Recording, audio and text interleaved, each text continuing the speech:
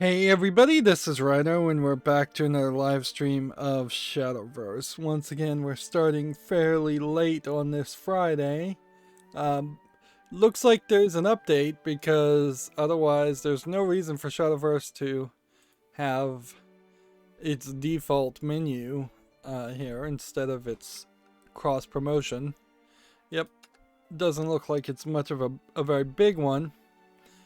So we'll talk about the puzzles, I suppose, the elite level Leon puzzles. Once again, like the previous puzzles, I really can't help you if you're looking for solutions. I can just say go online and look up the solutions like I did. They're insane. Like, it's not too much of an understatement to say that they are straight up insane as far as the puzzles. They're not 5-card combinations that, yeah, why is there's like a double crossover happening at the same time here? Just, yeah, even more content.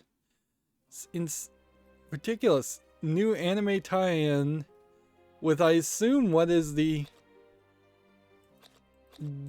maybe next season of the Shadowverse anime? That's about all I could say. Maybe that's what's going on there. Apparently we've got new story. No, not really. Or maybe we've got a new chapter in the solo player story. But yeah, these elite puzzles are not 5-card combinations. They're like 10, 12 card combinations. Like, pretty much you're going to use every single card in a hand of 9, and you're going to summon and create more cards. So, like, on this one, it's been a couple days since I've even played. What you end up, I think, doing is using like this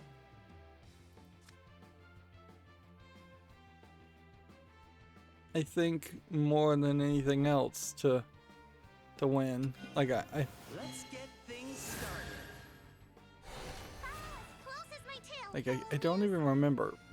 You use this ability to win. Somehow. And you end the turn. Smiles are the best medicine. But you have to have something on the field also.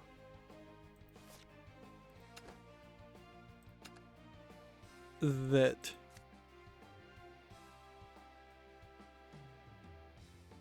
would make this effect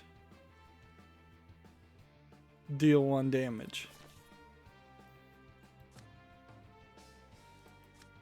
And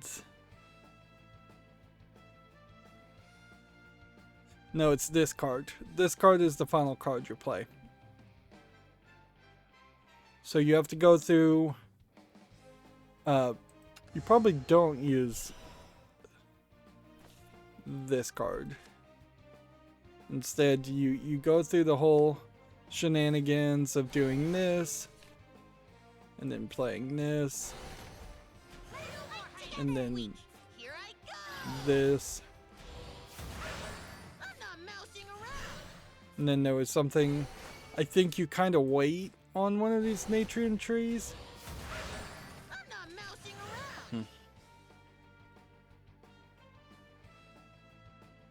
And I think you do have to kind of use this ability at some point. You need 3 left, so that really only leaves you with like 2.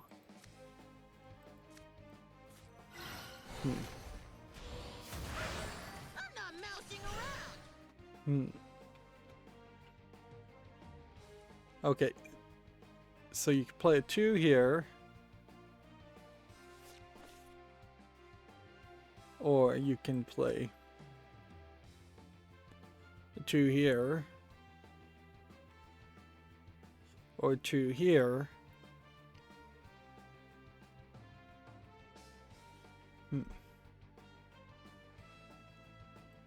But at the end of the day, you still need to play this. And there's more to it than just what we're saying here.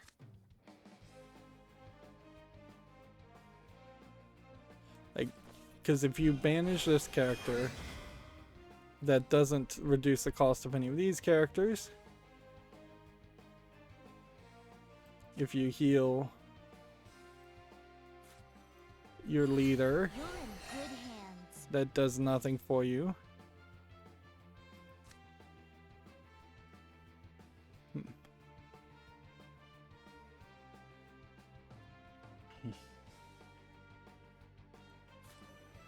You play this and you destroy that. That is a miracle.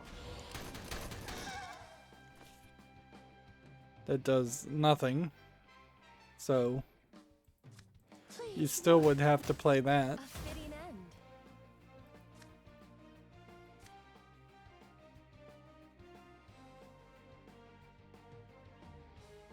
Oh yeah, and I didn't evolve that. So Ready yourself. As close as my tail, fellow muse. yeah. When you play Natrian Tree, this would bring in a 1/1 character. That 1/1 character, with the right play, gets you that extra 2 damage that you need. So yeah, in general, without really showing it off, that's how that one, that's how that puzzle gets solved. But then it's just too much. And I wouldn't probably say it's too much if I wasn't also being required to do 3 daily quests and story mode and new card expansions and new ranked play and red gold chests for playing ranked play. They've just thrown everything all in one giant bundle to get people's attention. You usually don't see in games somebody just be an incredibly large tryhard and just putting too much effort into it and putting too much content in your game. You almost never have to make that complaint. But in this case, I really have to make that complaint. And we're almost certainly going to have no new content of real note, at least, next week, a week from then. We very possibly won't have any major new content until the new year. This one's even more insane. Like, and on top of it, there's a point, I believe, where you straight up cannot be guaranteed a victory because it's a 50-50 shot, the way I followed the instructions on YouTube. And so I had to play 3 or 4 times just to get a 50-50 shot to get the Genesis artifact. But yeah, that you end up having about 3 of these paradigm shifts. You end up putting just a massive amount of cards in the field. You end up using this ability to try and bring back nearly everything. You have to keep everything alive, but so you can kill more things.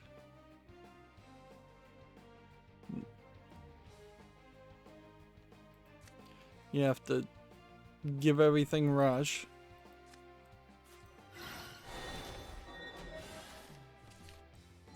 And there really is just no way you would ever be able to figure out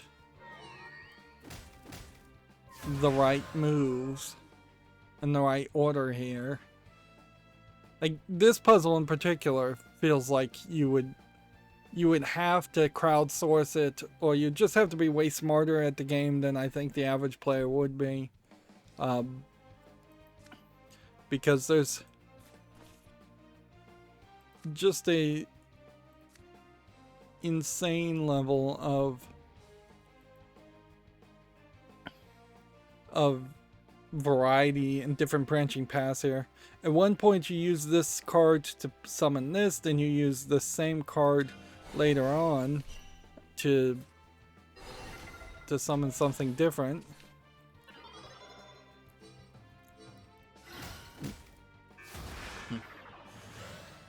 You end up drawing a ridiculous amount of cards. It's like 6-7 different cards that end up getting drawn.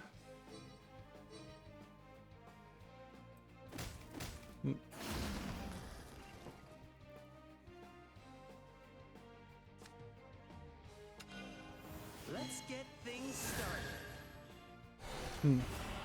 And see, this one probably should have fought a different one.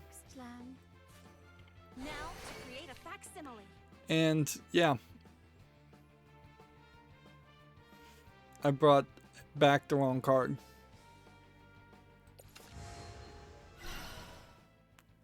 So more than likely what you would do is this, then evolve this one. Ready yourself. And it doesn't matter that you have a full deck. Time to guide Do the that. next land. Then bring that back. Now to create a facsimile. It says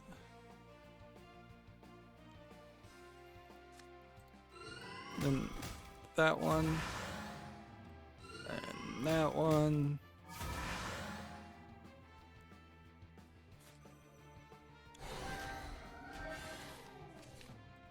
Then that.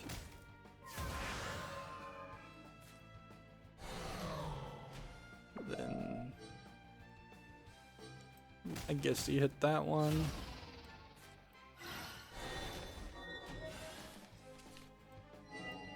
Then that one.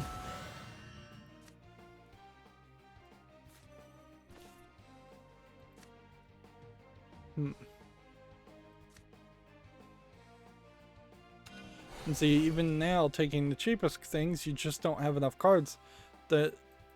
There's some crazy way in which you play this that gives you the opportunity to play the rest of these cards.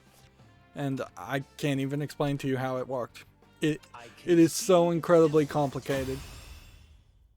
And sure, I will fully admit at this point, just having been thrown in the extremely deep end this past week with Shadowverse, I am super checked out on caring about these puzzles. And I'm fairly checked out on caring about Shadowverse in general. But we gotta wait a little bit longer, at least until the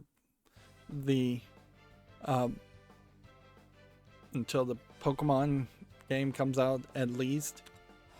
I could move over to like Yu-Gi-Oh! I already kind of said no to that. And this is the one where you have to play this and you have a 50-50% chance of getting the card you want. What you need is this card specifically, which you can't really play that immediately because you also need these to go into the field. And you need this evolved. The congregation, they call for me. And you just do what is the most insane combination of plays. I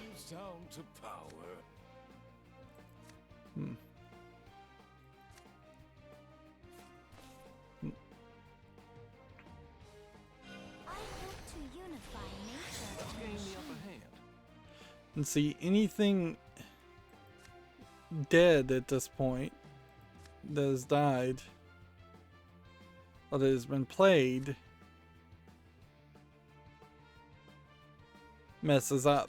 So to even have a 50-50 shot, you literally have to play one card and one card only. And then this. And then this. Which, since this is 6, that limits you down to...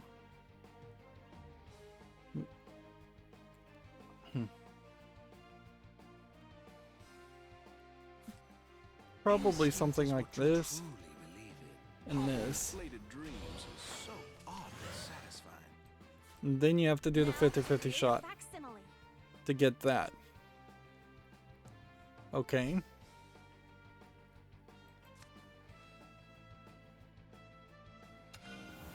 Then you can evolve here. The congregation, they call for me. There's kind of nothing here. It all comes down to power. Welcome to the Holy Gun Show. Let's gain the upper hand. And then that gives us These hands, sinner. like rush. My hands are tied. Welcome to the Holy Gun Show. Let's gain the upper hand. Catch in these hands, sinner. My hands are tied. And repairing. Probably we're supposed to do that to hype those up, but you would also need to get your number of play points up.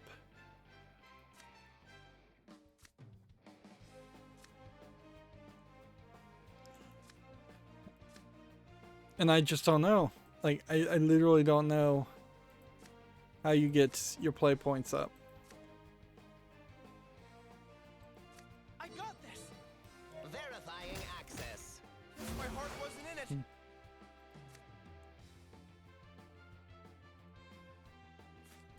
Subtract the cost. You end up subtracting the cost of like ridiculously large amounts of cards here to get them to be playable too. Like, had I not destroyed a card, I could have played this and I could have given rush to something like this. Sure. But yeah, on top of a 50-50 shot, you have to play, I think, every single card in this field in your hand, with maybe the exception of one. There's that possibility. And this is actually the card that at some point you're gonna play the Bearminator using the laser turtle. So you play that, and then that. And then I need to magically end up getting... Yeah, that's how you get your one play point. Everything belongs to me. And then you evolve this. Is over.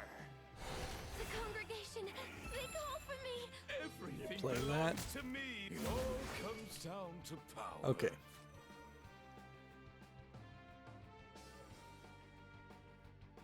And then we reduce the cost of like this one. Summoning divine punishment. Then you play this one. Popping inflated dreams is so oddly satisfying. And at that point, I don't think you really have much of a reason to...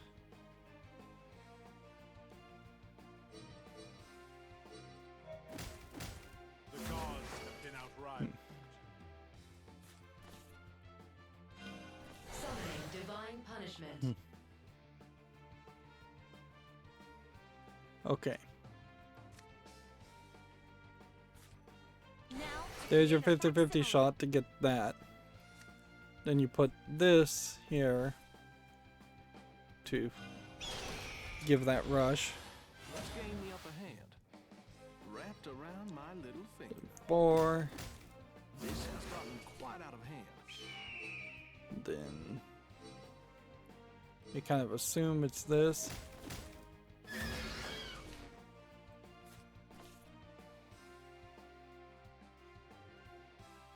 And then you have to kind of decide which of these two are you going to make cheaper.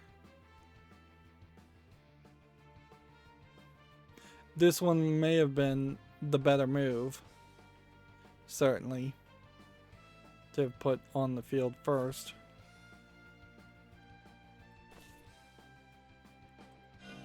Summoning divine punishment. Summoning divine punishment. Instinct is what you truly believe in. Okay. Welcome to the Holy Gun Show!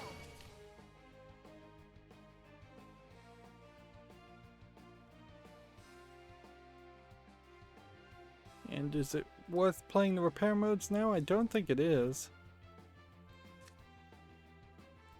But I failed because this doesn't have rush now.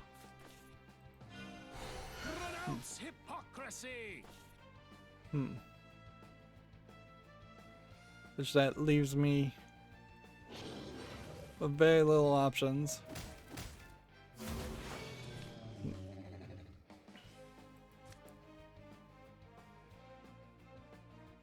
Artifact ability, evolve it for 0. I don't know if we even had any artifact abilities anyways. I hope to unify nature and machine.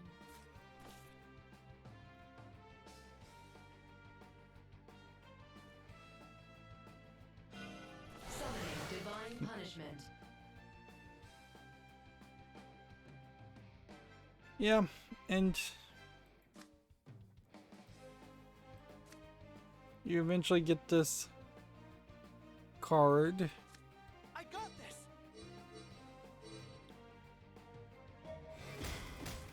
Guess my heart wasn't in it. And I don't know why I'm really even wasting time trying this, because this is just so, like, I'm really trying here to show this off, and it is just so out there. Omega Drive limiters disengaged. Can't touch this.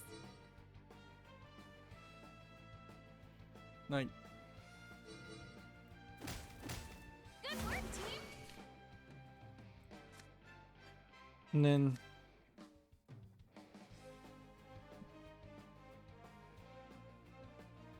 maybe you were supposed to have gotten this on the field further. It doesn't kind of seem like you could do anything. Summoning divine punishment. Reducing that by 1 play point does not change the fact that you have no play points. Welcome to the Holy Gun Show. And so if this had destroyed and this is destroyed, then you would have potentially reduced it in cost by down to a 3 cost.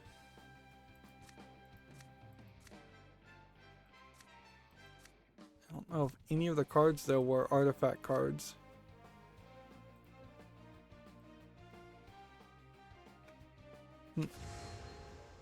Let's just look for a second here. Were any of these artifact cards? This one. When another allied artifact comes into play, gain the ability to evolve it for 0. Yeah. There's no other artifact card, so this card very possibly you don't even play. Even though it does have rush. You at the very least don't play it for that reason. Yeah. And again, I can't even possibly explain the right solution to these puzzles. Even watching a video of someone else playing it, all I was doing was following instructions, and I did not comprehend at all what the cards were doing. I've learned basically nothing doing the puzzles, which is the goal, obviously, of the game creators. Excuse me. So, yeah.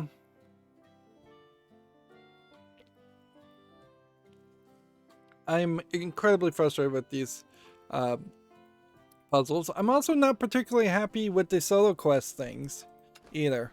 It's a little too difficult because I don't have good decks at the moment. And I don't have good guidance on how to build good decks at the moment. It's a little difficult to try and get a victory with one of these match conditions on Luca, or just get a victory in general with Leon. If I could get a victory with Leon, I'd get 300 points, and I would get 200 more points for beating Leon. I get 200, I guess, for beating Leon, but 300 just for getting 15 quest victories, which I suppose will happen. We have 7,000 of 17,000 points finished, but it is going to require me to just play with a lot off screen.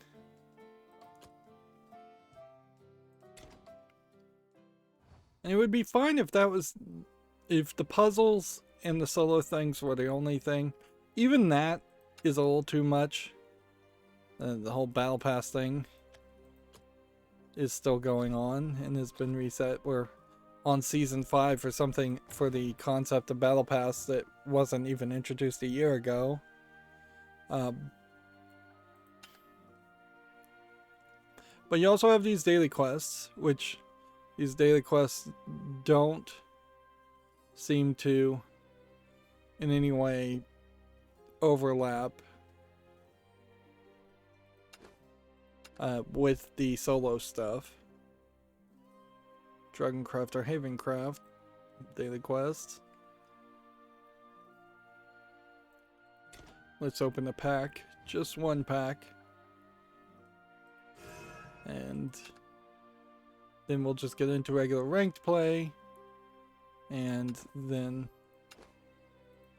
I would also say we're gonna try and get through the news fairly quickly, because there's no reason to try and have this stream go very late.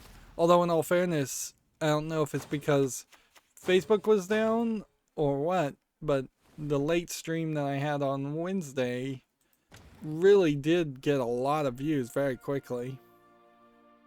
So I have no idea what about that specific stream may have gotten me a little bit more views, but I'm still very far away from day one launch coverage of Hearthstone, which sometimes when there was a new expansion in Hearthstone, I would try to make a video as quickly as possible, and that would get me 400 or 500 views. And now I'm down to like 15 on Shadowverse, which arguably, if I was just caring about views and nothing else, then I would consider. Interesting. There was no Fairycraft tournament winning decks at all. And this was a rotation only thing. So what are we missing? Way too many cards for that. Less cards for that. And those are the only two options.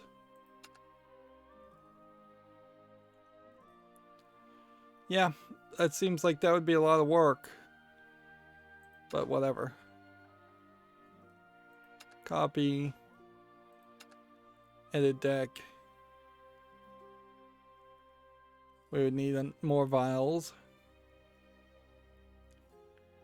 for the missing cards. And we'll just save it.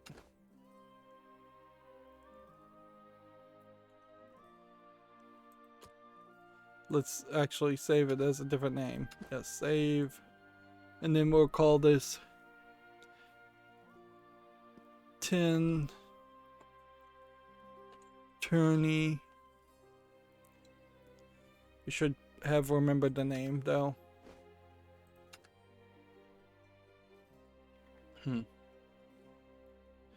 And let's see. Where did we get that information again? Multiple solo cards, decks, tournament winning decks. That was retreat combo. Alright. Here we're missing 2,500 worth of dust versus this one. Spell Runecraft. And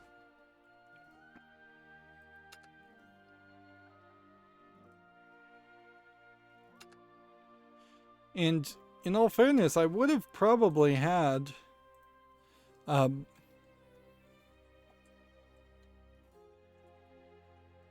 had enough vials to make one of these decks had I not just spent a bunch of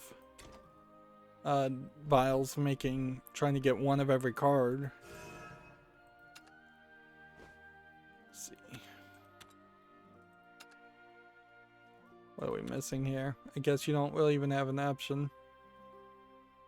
Natural Evolution.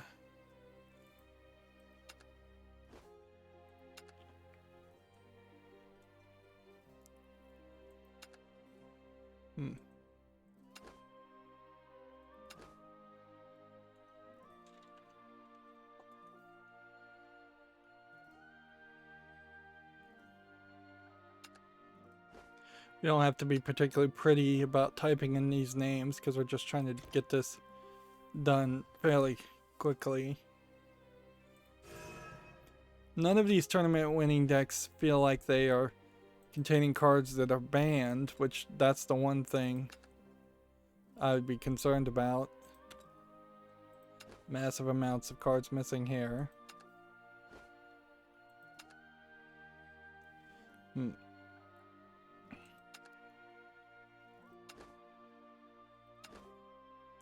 What was this? This was 10 last words. And all this really is telling me is it's giving me a slight base to start with instead of just making a completely blank deck and just trying to figure out which cards are good and which cards are bad. There is just this entire disconnect between the idea of playing new decks, which most collectible card games kind of don't do enough to encourage you to play with new cards or play with new decks. Magic is probably one of the better ones because they have the whole draft idea where you have to play with new cards, or at least look at the cards while you're drafting. Otherwise, you're gonna fail fairly miserably. But without Hearthstone or Shadowverse or even Yu-Gi-Oh or any other collectible card game really embracing the idea of drafting, which drafting definitely has a lot of problems, without anybody else embracing that, though, there's Jade to Lant. I bet I don't even have Jade to Lant.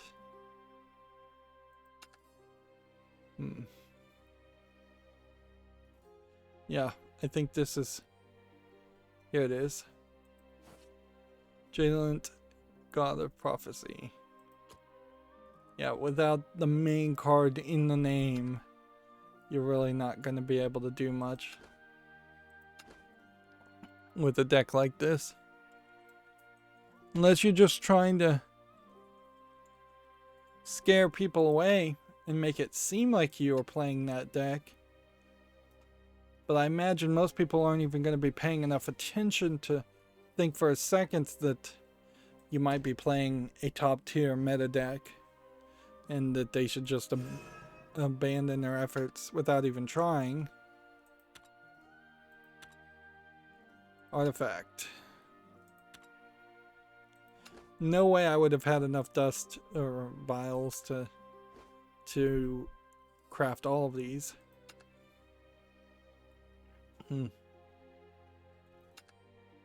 30 cost card. Interesting.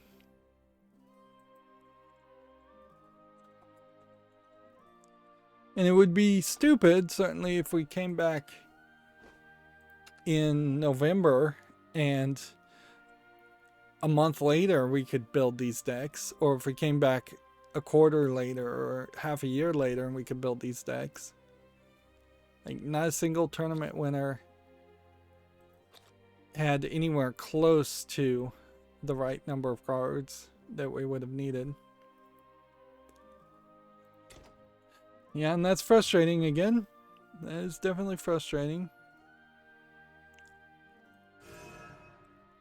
And victory rewards here, we're pretty much done. So ideally we could jump into rotation. Like, we still are doing the treasure chest, so we could get maybe some better cards. Ideally we'd get 3 or 4 victories very quickly, and then we could even do the solo play stuff. But yeah, Shadowverse doesn't encourage you at all. It doesn't do anything to have you play with new cards. In fact, it fails kind of miserably in the fact that there isn't a card effect where you draw a random card at all. And most collectible card games probably that are digital should do that. Should have the... They should do something that you can't do in a normal paper CCG, and drawing a random card, any random card, would be one way to differentiate yourself from a real world CCG. Or you could also say, simply change it and summon any card, or summon or play any card that has been played or destroyed previously. And then even in the real world, that card would be in the discard pile of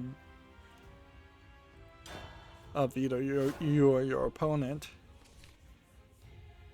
And sometimes they don't like the idea of people touching, of the opponent touching the other person's cards, so maybe you, in the real world, lower it down to just the idea of play a card that has been destroyed before. But then that doesn't really get you to play random cards in either of those two scenarios. And for the digital ones, the whole goal would be to get people to play new cards and learn new cards. So, yeah. As much as I don't want to suggest the idea that there should be a draft option, there should be a draft option. And Hearthstone never got a draft option or just random decks, but Hearthstone eventually got to the point where you could copy and borrow decks from people. I don't know. And that's a great way to build up the friend community, which we see in Shadowverse. There's basically no... I don't think there's even a way to friend people in Shadowverse. And there's like no chat function. Yeah, of course that could be done through Steam, but so you don't really need the chat function. Let's see.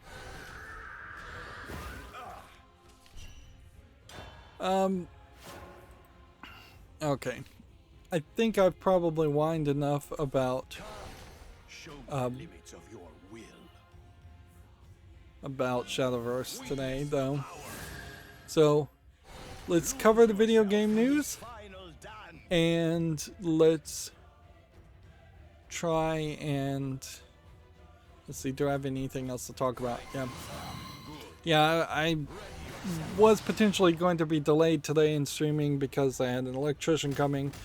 Stupidest reason in the world to ever have an electrician to come. It turned out it was literally just a loose wire behind a light switch, and as somebody who was trained in electronics, I just assumed that it was going to be something in the ceiling or on the ceiling fan, because there was a light switch to a ceiling fan. I didn't even take the faceplate off to check. And I guess maybe that is that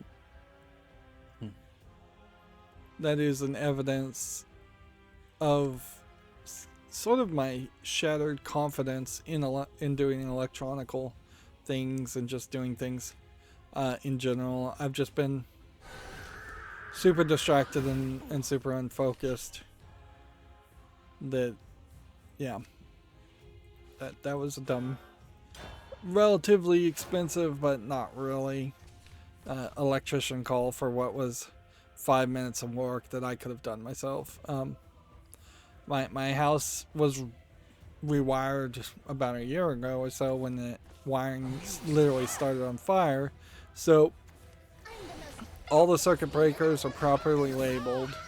I could have frankly wired it hot even, and I wouldn't have likely electrocuted myself, but yeah, I could have just flipped off the circuit breaker and done it myself, and I didn't even look. And that was just stupid. And nobody can really afford dumb mistakes these days. It's not a good time in the economy for anybody.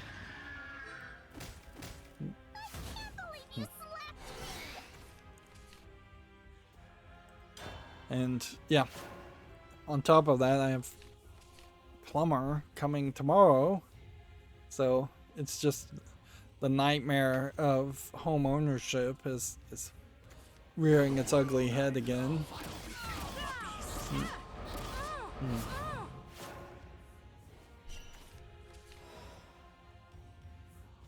Okay.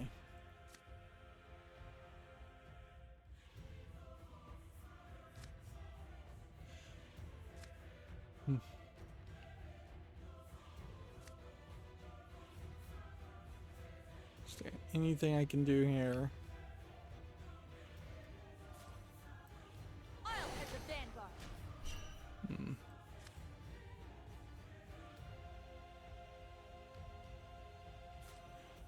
My raging flames have got your back.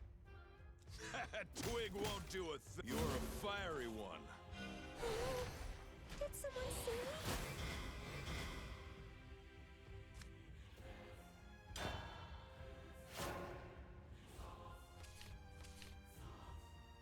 Okay, so Second Dinner is hiring more positions. They seem to just always want to link back to this main page when they should have a different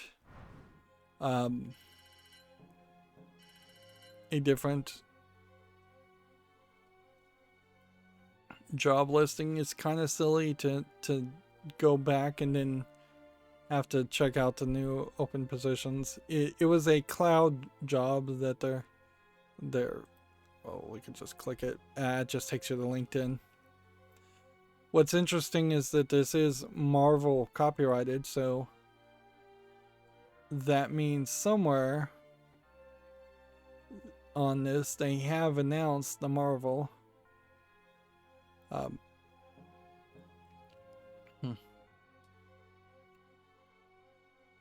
That being said, there is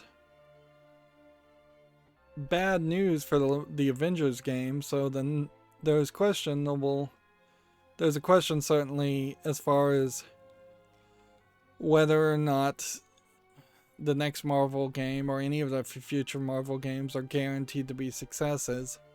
I think Second Dinner, though, being Ben Brode creator, or at least main recognizable name around Hearthstone, I think he has a chance to very possibly take Hearthstone to even different, higher direction. So like here on LinkedIn, they're looking for an HR manager, a technical game producer, a cloud platform engineer. This is all in Irvine, California, and a senior technical game designer. honestly, being in Irvine, California, it is kind of a catch-22. You almost want to be in California so that you can potentially draw more of the people who worked at Activision Blizzard to come work at your company. But on the in the long run, you almost want to start a second studio somewhere cheaper, whether it's Texas or Canada or somewhere else just in the middle of the United States, and then try to push all of your talented programmers to either work remotely, which I think that will be the thing we start to see in video game programming, is that they'll try and get rid of their offices in California and just go to full remote work. But ideally, you also would want to push people to move out of California where it would be cheaper. But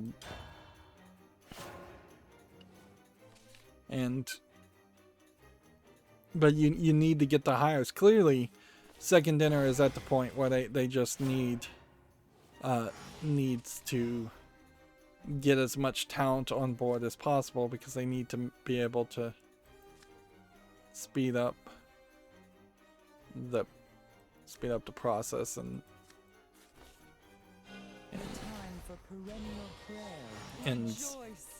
get the game, the Marvel card game, in some ready to go state, even if it's just going to be in beta for a year or so. Because every day that Second Dinner's Marvel card game is not available to play, somebody is getting drawn to either the Pokemon card game, Yu-Gi-Oh, the Pokemon card game when it comes out, Yu-Gi-Oh, or Magic the Gathering, or even Hearthstone. Let's move on with the news. Video Game Chronicles. Twitch leaks reveal the site's highest paid streamers. I know I had heard from one source that Reset Era was upset that one of the major Twitch people was a more far right kind of person that they didn't like. There's not really a lot to say about this other than the numbers seem very high, considering this is just what was paid over the course of, I think, a year, since like August 2019. And yeah, you just kind of wouldn't have expected that Twitch would be directly making such high payouts. But I'm not super surprised either. I bet YouTube is also making similar, if not way bigger payouts to their top 100 streamers and content creators, because you basically are bribing these people to not take their audience and leave. Critical Role, I believe, is owned by a production company. In all fairness, most of these people probably do work with either a publicist or a production company. There's not a name here that I noticed that seems really crazy. I think maybe this Hassan Abbey was the one that Reset Era was upset with, but if anything, as a content creator myself, I could obviously be jealous of seeing something like $9.6 million. That would be certainly nice in my pocketbook as well as anyone else's. My concern is you go from this 10 million, let's just do the math easy here, down in the top 25 to 2 million. So you're talking 50 times, 500 times, like, no. Yeah. 5 times as much money. 5 times as much money being paid to the top number 1 versus the top 25. That means by the time you get down to the top 50, you're talking $400,000 in a year, and potentially by the time you get to the to the 75th position person. This time. Take 5 times away from that, you're talking 20,000. Yeah, it probably doesn't quite break down that way, but when you're talking the number 100th person for years of income, and you would be talking $40,000. Yeah, those numbers are probably completely inaccurate, but and I guess I personally just don't remember the math as far as how you would I'm hopeless. elevate this, but Are you looking, Dad? by my rough math, if this list went on to 100, and I bet somebody does have this. Sorry, but this ends here. No! Let's look at this larger list and see how accurate my number is, because my concern here is that the rising tide here of Critical Role is probably not lifting all boats, to use that phrase, and the vast majority, and it's been my experience certainly, that that you tend not to you really tend not to get much of anything, if you're getting anything at all, from Twitch, and Twitch is mostly full of just random Twitch thoughts, for lack of a better option to describe them as anything.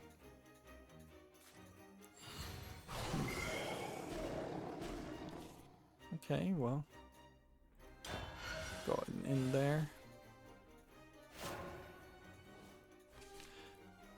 So it doesn't look like the drop-off is as bad as it seems, looking at this list. And like, I guess I recognize Pokimane as a name, but I couldn't tell you anything about him or her. I recognize Ninja, which he was barely even in the top 6. But in all fairness, if this was from 2019 to October 2021, Ninja, I don't think is even streaming on Twitch, or he's barely streaming on Twitch. He left, remember. Feel free to call on me again. All this information being leaked out also runs into the danger of a corporate espionage case against Twitch or the hackers, or tortious interference with a contract now, because all of these people can't lie and say they made a lot more money, or claim that they made a lot more money than they did.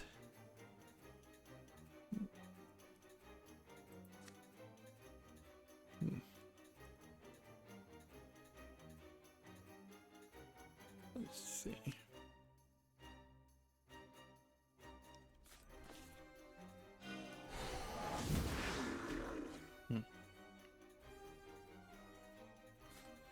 See if this works.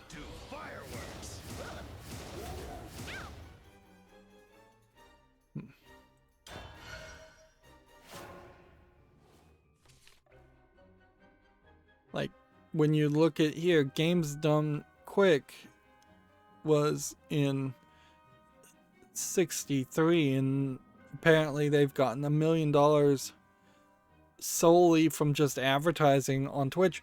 And I think you also definitely need to consider what is the advertising on Twitch, because it's pretty much non-existent to me, since I don't pay any attention or watch Twitch. But maybe people who do watch Twitch see a ton of commercials for, I don't know, like Red Bull energy drink. Games Done Quick has certainly claimed to have earned a lot more in direct donations for their charities than that. And you'd have to look into their finances to see if Games Done Quick, which is a very minimal organization, is actually just paying its board members this $1 million, and not putting any of that to charity, which, in all fairness, if they never claimed that the ad revenue from Twitch was going to charity. You really can't be too upset that they aren't putting it to charity, but it doesn't look good. Is there anybody else here that I recognize? What is kind of amazing is just how many of these people I totally don't recognize the name at all. And some of these clearly are just companies like Riot. So these aren't all individuals. I would like to see a Twitch competitor at some point that says we're not going to have corporate accounts. Like businesses can't come on here and shill their games. But it would be hard to make that kind of site, because that would probably cost you more in viewership than it's worth.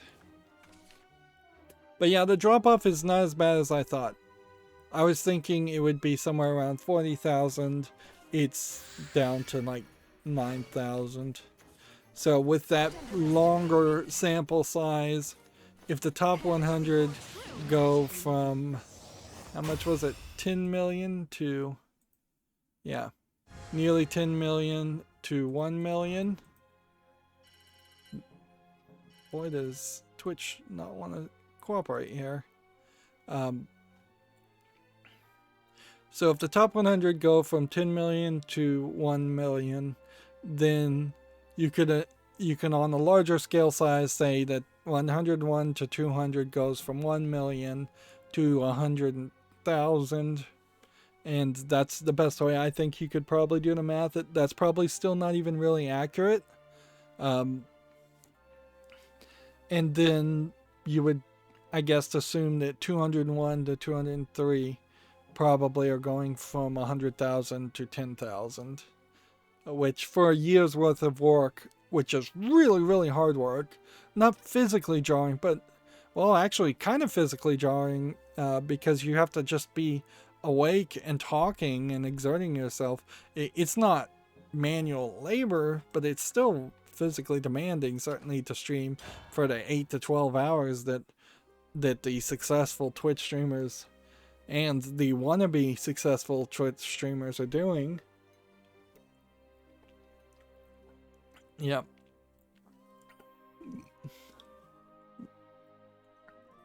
I would definitely want to see this number high. I would have liked to see this closer to 5 million. Or at the very least, this could have been a success story where it says at least 100 Twitch streamers were paid $1 million in over the last year. And honestly, if those were numbers that they could tout and talk about, they would have touted and talked about them. Moving on, because that's really more inside baseball than anything else. I do fear that people are going to think that every streamer is super rich, and we have that problem on YouTube with a bunch of fake people flexing and pretending like they're super rich, renting a Mercedes-Benz and then pretending like they just bought it. Things like that. Like, yeah, the vast majority of YouTube content creators or Twitch streamers are broke. They're making no money. They're not even monetized. Like, YouTube has made it only more difficult at every turn in the past few years to be monetized, to even get anything. Even when I was monetized, I made like $100. That's it for what was effectively 3 or 4 years worth of content. That there really is just no career in being a YouTube content creator unless you have very specific scenario where you have independent sources of income, or you got very, very lucky, or you got in very early. And even the most people who got in early are not really still successful on YouTube. Yeah. Speaking of which, it seems YouTube Rewind has just been permanently canceled, which, good. it was always a waste of finances on YouTube's part and pointless, and it just highlighted how disconnected from the actual content creators who make the content on YouTube the YouTube employees were. Raise the price. There was never a need for it to exist at all, and it was just an attempt at self-aggrandizing your service.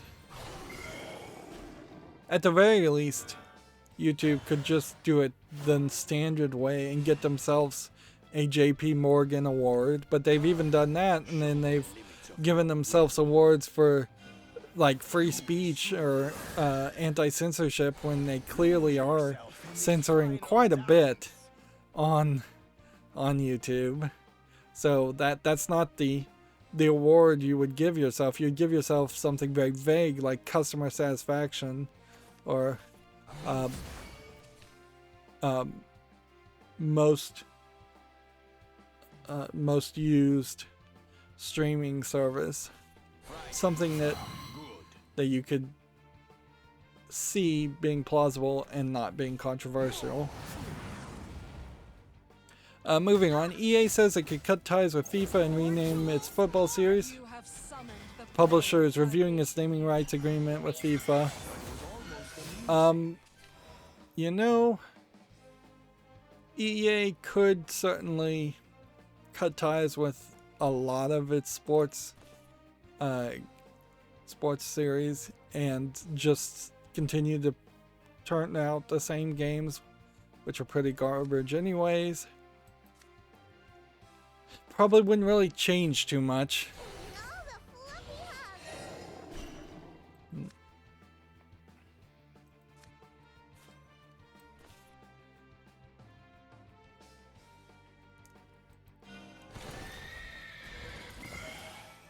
fluffy hugs. The problem is people play the EA sports game. Sorry, I went quiet there. I need to quit apologizing for going quiet. It clearly is just going to be a thing nowadays. I'm just going to take these awkward pauses. And honestly, it's not a bad thing to take pauses instead of going and I used to do that a lot. I haven't heard myself saying and that much lately. So maybe I've broken myself of one habit by developing just the pregnant pause habit, which is a much better habit to have. I just said it there. Yeah, people are going to play EA sports games regardless, whether they have the naming rights or not. So EA, if they saved money and put it back into making the sports games better by getting rid of the naming rights, that probably would be better. They quickly get back to the Twitch leak. All the stream keys have been reset, quote, out of an abundance of caution. I got an email about that.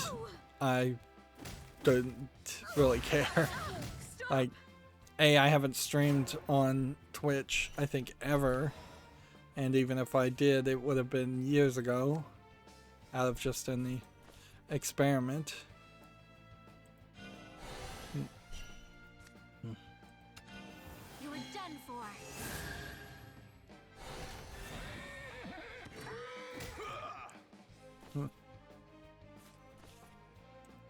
It looks like I'm up. I'll see you. Yeah, I guess I didn't need to play that, but that did let me do 10 damage, so I'm not going to complain. Video Game Chronicle says the latest PlayStation 5 update improves system performance. Sony has said it's working on interesting and exciting and fantastic features for future updates, but not this one. Obviously, so. Okay. Video Game Chronicle says some of the Switch OLED pre-order delays have been reported by multiple customers. Numerous buyers are in the dark about when they'll receive their console. I've also heard that Nintendo is claiming these new Joy-Cons are built a little tougher and resist Joy-Con drift, which I think might be the official point at which Nintendo has admitted there actually was any Joy-Con drift, Remember, they were in this lawsuit, and they probably still are in a lawsuit with consumers claiming there is no Joy-Con drift, and they were trying to avoid having to do a potential massive recall.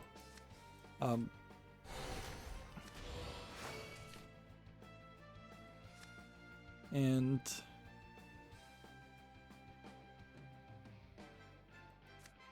yeah.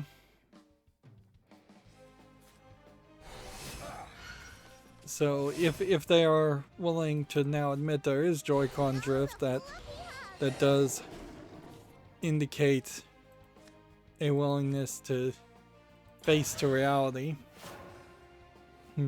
But noticeably and very slimily that they're only putting out new Joy-Cons as an extra value add to the $50 more expensive Switch with OLED. That being said, the OLED does sound like it is better hardware, although maybe kids don't really care. Like, if you play docked, I wouldn't really recommend getting the OLED Switch over a cheaper $50 system. If you already have a Switch, I don't think I'd recommend upgrading. A horizon gives me inspiration. If you ever wanted to hack, or yeah, if you ever wanted to hack the Switch, you probably wouldn't want to get the newest one either. So there's a lot of scenarios in which that extra $50 is just not worth it. Particularly now, if you're going to see scarcity and a inability to actually get the Switch. I think this is going to be one of those Christmases where a lot of parents accidentally get the old Switches for their kids, and spoiled children are going to be upset about getting old Switches instead of new Switches. Those would be the same spoiled children, certainly, that would also demand the OLED version. Although I'm not sure there's that many spoiled children compared to this year versus even 5-10 years ago. And we may very well have more spoiled parents who are just used to buying the newest and the best iPhone, so they've been trained in the mentality of they've got to have the newest and the best. Cell phones certainly have pushed people into that mentality. And there certainly was a time when I would buy a lot of gadgets too, but I have kind of plateaued on a lot of things. It would be... I could see myself maybe getting a 4K TV, but I'm not going to get like a 9.1 surround sound system. Frankly, I may never even get another surround system at all. I have what I have and never use it. Computer-wise, computers are fine as long as we don't end up requiring Windows 11, which then slows down the processes. That there is a story out there that apparently one of the security features that is either being rolled out as an option or is being rolled out potentially as a requirement in Windows 11 might mess up or slow down the performance of games. I imagine, though, even if there is actual truth to this story, which is being disputed by other content creators, like, because the story claims it like reduces performance by 20%. I saw another content creator who said he tested a much larger data set and benchmarks, and he's seeing maybe 5% and no real noticeable frame rate difference. The virtualization system in general, like, everything obviously takes some CPU processing power, but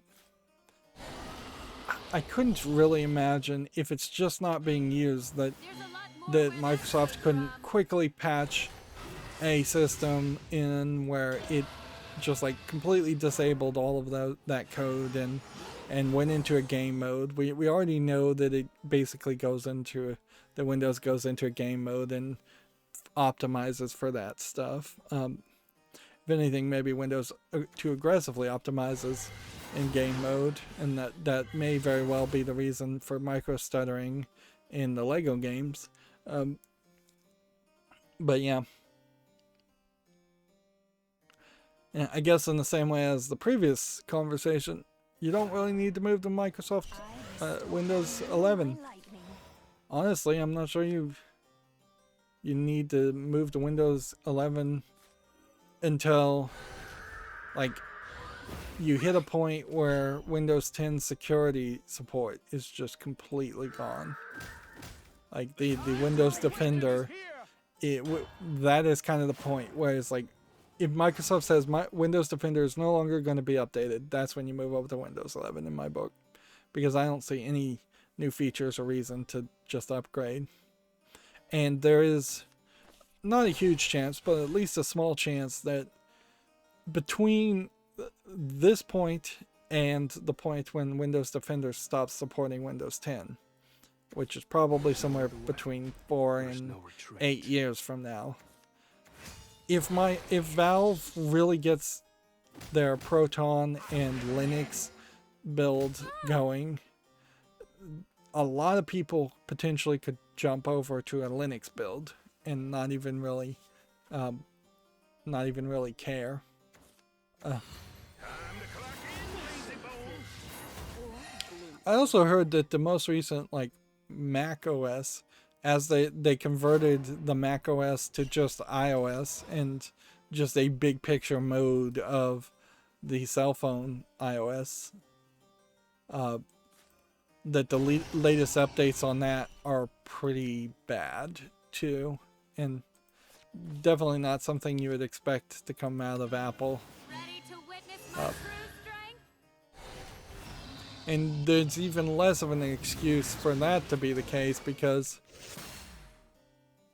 you really, when you are talking iOS, you're talking an operating system that is literally trying to remove features and options, so it should have just a general optimization to it, unlike Windows, which has 5 different ways to do anything. There's really no room for error there.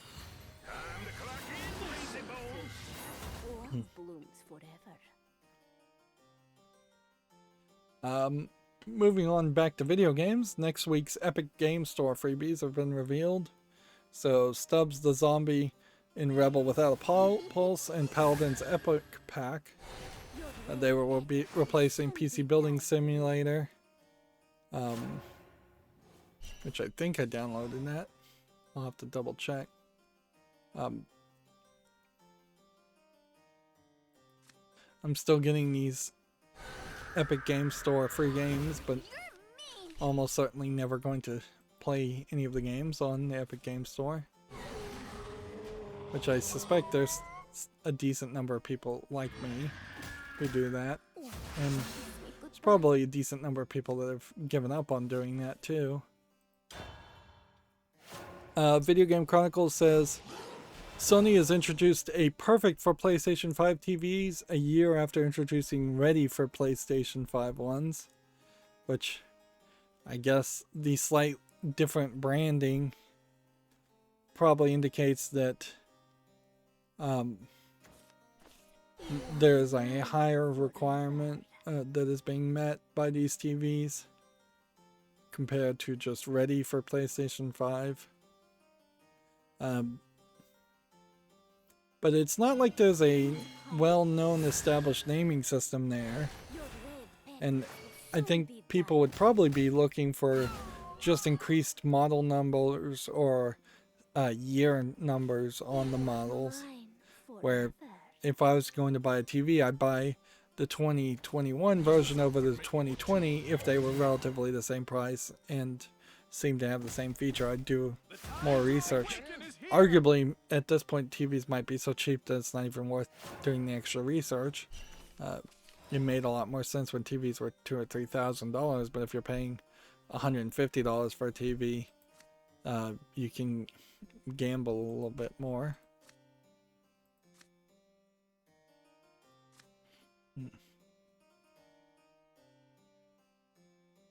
see. I'll head the vanguard. I'll head the vanguard. And You have angered Evolve. me. I've been keeping this in reserve. I'll blast my way through. this.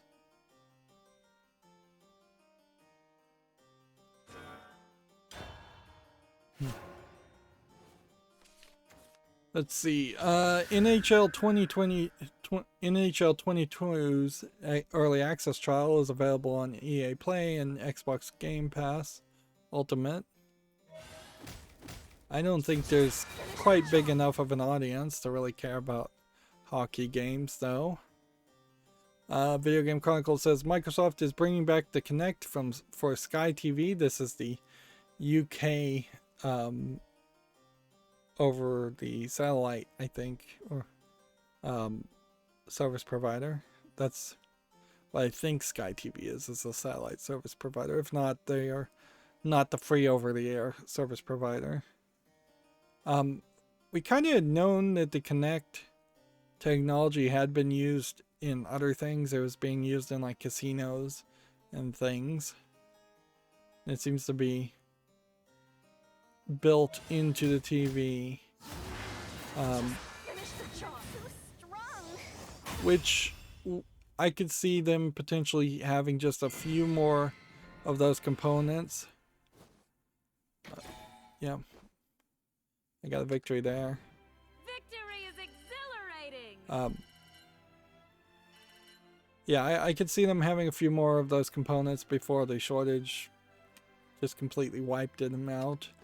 And then I suspect that'll be it for the Kinect as far as it ever being a thing. It doesn't make a lot of sense to have a camera on a TV other than to do video conferences, and even then I don't think I want a camera that is built into a TV. Hey, we have somebody on the chat called Ruru who says hi. Let's see. We've got several games we'll try and burn through. Holiday Jigsaw is obviously going to be a no. $2.99 in English, French, German, and Russian. Doesn't look terrible, and it's a Thanksgiving themed one, but they're just calling it Holiday. I guess maybe there's a series of Holiday Jigsaws, and this is Thanksgiving Day too. Here we have a game called Tattoo Ball, which looks too minimalistic for anything of interest. It's just a simplistic puzzle game. $1.79 English, allegedly full audio. That's obviously a no. Here we have a Russian low effort asset flip game, almost certainly. 59 cents Russian only. That's obviously a no. Here we have a game called Join Rush Attack, which we need to play. Oh, we didn't. Join Rush Attack looks like garbage. $1.95 English and Chinese. Here we have a game called Insight, which looks like a puzzle game. And this seems a lot like those witness puzzles where you had to break up a box so it included this shape, and I don't know if anything else that's really required here.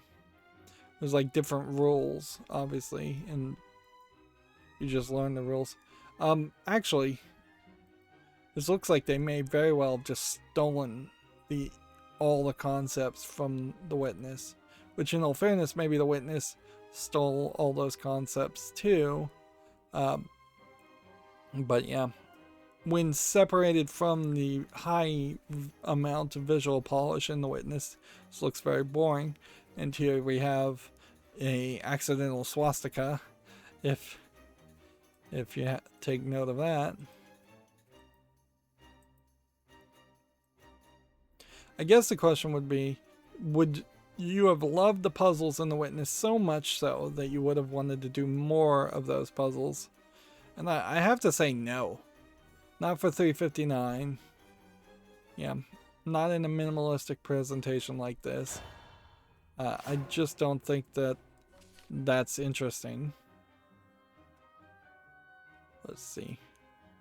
Here we have some Kimetsu articles. Mobile Suit Gundam Battle Operations Code Fairy has been announced for PS4 and PS5.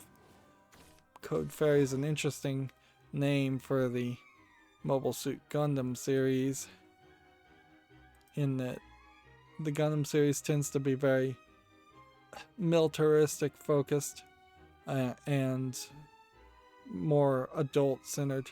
Even this character here, like this animation style and this character, it seems completely out of line of what the Gundam series I've seen. In all fairness, the Gundam series has been going on for decades, so you are typically used to seeing fairly old, relatively speaking, bad animation by today's standards. So it seems weird.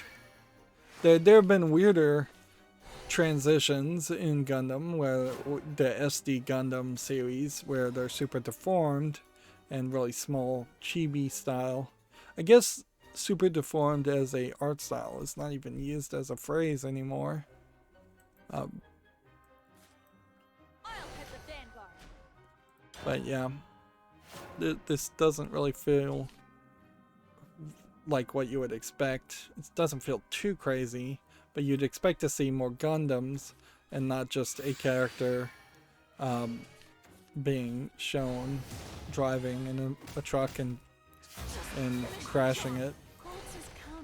Seems like she's an ensign, and so throughout the course of the game, she may be given the code fairy call sign, or the fairy call sign.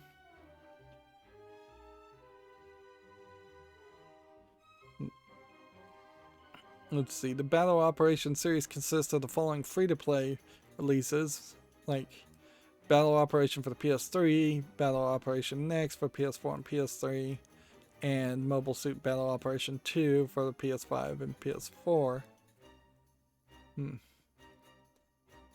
Battle Operation 2 is the only game in the service, so yeah. Even if this was a game that came out to the West, which I'm not 100% certain it would, it seems like it would be a bit of a hassle. There's a lot more where that came from. As far as trying to catch up and figure out what's going on in the storyline with that game. You'll make a good Gamatsu says Demon Slayer Kimetsu no Yabai, the Hinokami Chronicles, has a free update number 1 to add playable demons Akaza and Rui, which, yeah, those definitely look like not humans, or at least very tattooed humans at that point. I still kind of feel like games like Demon Slayer are just gonna come out too late.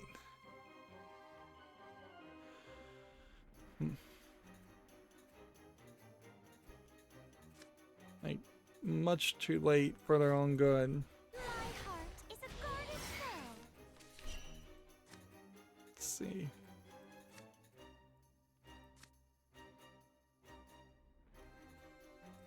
Guess we'll play this one.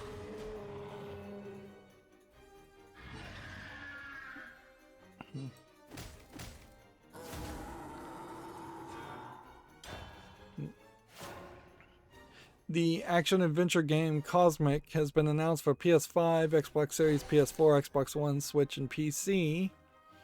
Let's see if we can get a view on what that game might be. Flower blooms over her homeland. Looks like it's fairly neon. Looks like it might be a platforming game. Seems like you have this kind of like shadow element that fights for you. but none of the other characters have shadow elements, which is probably a good thing because that would be very confusing to see. Although having two characters that you're controlling on screen also could be confusing. What is this weird feeling? Yeah, Working, Dad? I'm not particularly super enthusiastic with these visuals. It does kind of seem to lack detail. If this is a Metroidvania game, it's not showing any of those elements. So Don't underestimate me. it may very well be much closer to just a action adventure game, in the sense that you're going to I'll scorch you as black as these skies. you're gonna just end up doing a lot of beat 'em up and hacking and slashing. Strike. See. Shut up and burn!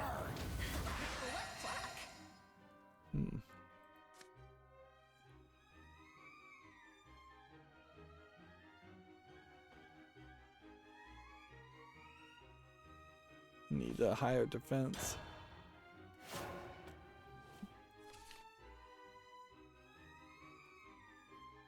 Let's see. Here we have a game on Steam called Legendary Toils Stolen Life, which looks like a hidden object game for $6.99. English, allegedly full audio.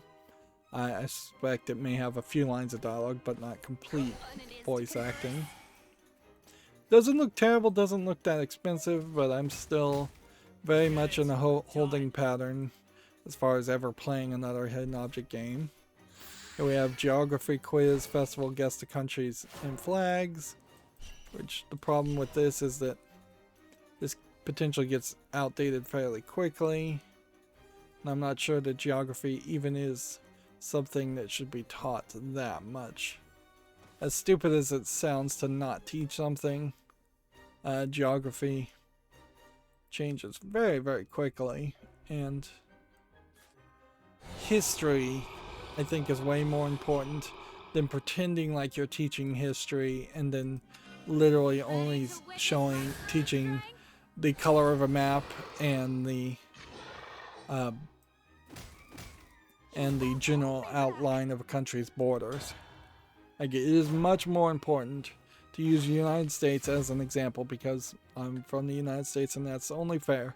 It's much more important to know the United States had slavery and Jim Crow laws and interned the Japanese in World War II, and they even most recently are still scooping up and struggling to find a good way to deal with people crossing the border illegally. It's had just major problems. It's had prohibition, and I'm really just listing a bunch of negative things too, because in fairness, while I would have a hard time listing a lot of them, the United States probably has done a lot better than a lot of other countries that have been a lot older and have all kinds of atrocities to them.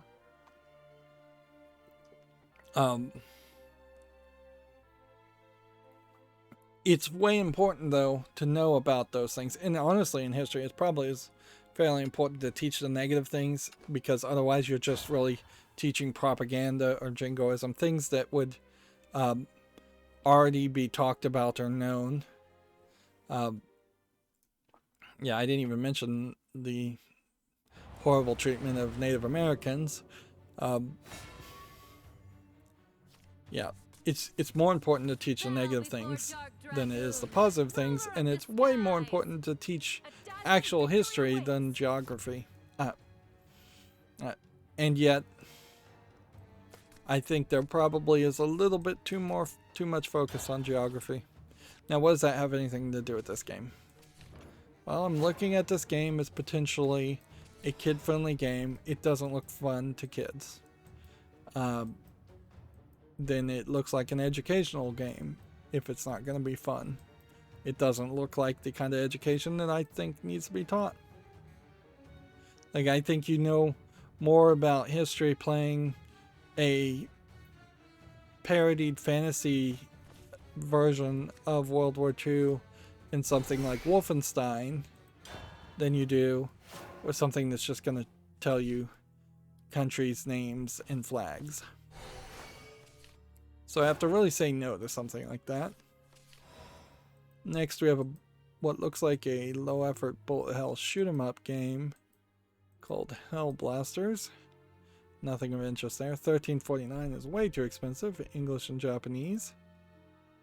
Yeah, we have a game called Sin It, which looks like a dark screenshot horror game. Probably an asset flip horror game. Yeah, they don't have anything to show here. $4.99 English and Turkish.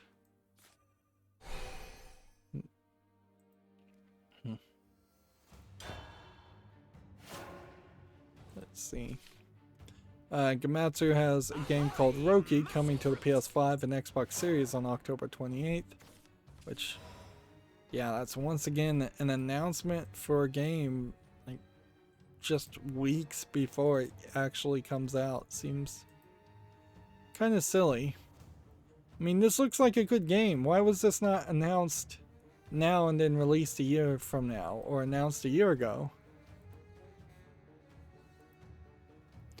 Is there some kind of weird publishers out there? And it would be kind of crazy to have a publisher out there that would do something like this. But I wonder if maybe there's some publishers out there that fund the development of a game but then refuse to let you actually advertise your game, even if you're just going to do self-advertisement and direct press releases.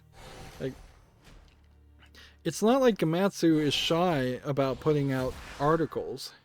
They will put out nearly every press release you give them, it seems, from an outsider looking in. And it's not hard to say, here's our press release. I don't know, you could probably Google a format to actually put out a press release with a synopsis and things like that, but you could also just say, here's our game. Maybe that gets you mostly ignored by most people on the internet as far as game publishers, but yeah, there really is no good reason to announce a game and stealth launch it. Even when there's a gimmick around the idea of stealth launching it, like Frog Fractions 2, I don't think that really helped the sales, or actually even got it to be a particularly better released game. Okay, let's do this, I guess. My bolts or your tears? Many pardons. You're on. I could evolve and attack, but I guess I won't. Moving on, a rhythm puzzle platformer called Monomills is coming to the Switch on October 21st.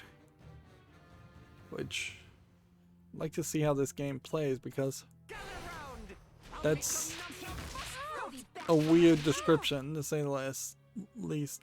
Monomills rhythm puzzle platformer. I don't know where the rhythm comes into this. Do you have to follow the lines?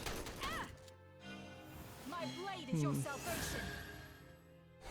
A painless death is the mercy I can afford you. I bestow upon you my lightning. It seems like there's just this whole fishing element, and then there's a musical element to it.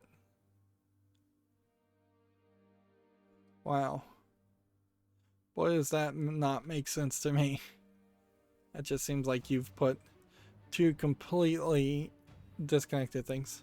It's currently available on Apple Arcade, and I haven't heard anybody ever say anything about it from what I recall. Yeah, that definitely does not feel like something that would work.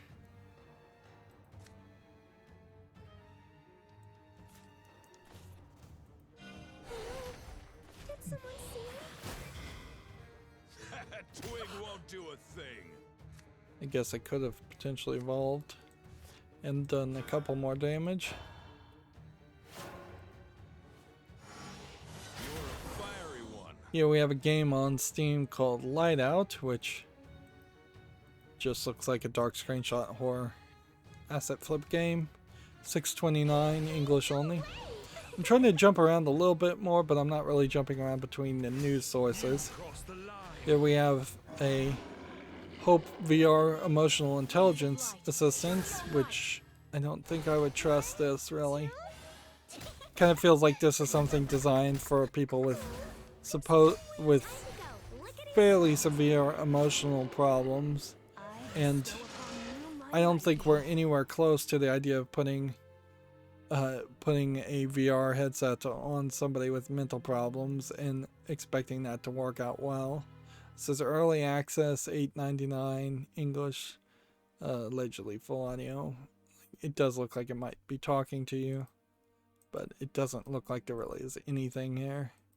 Otherwise, it's just kind of an asset flip environment.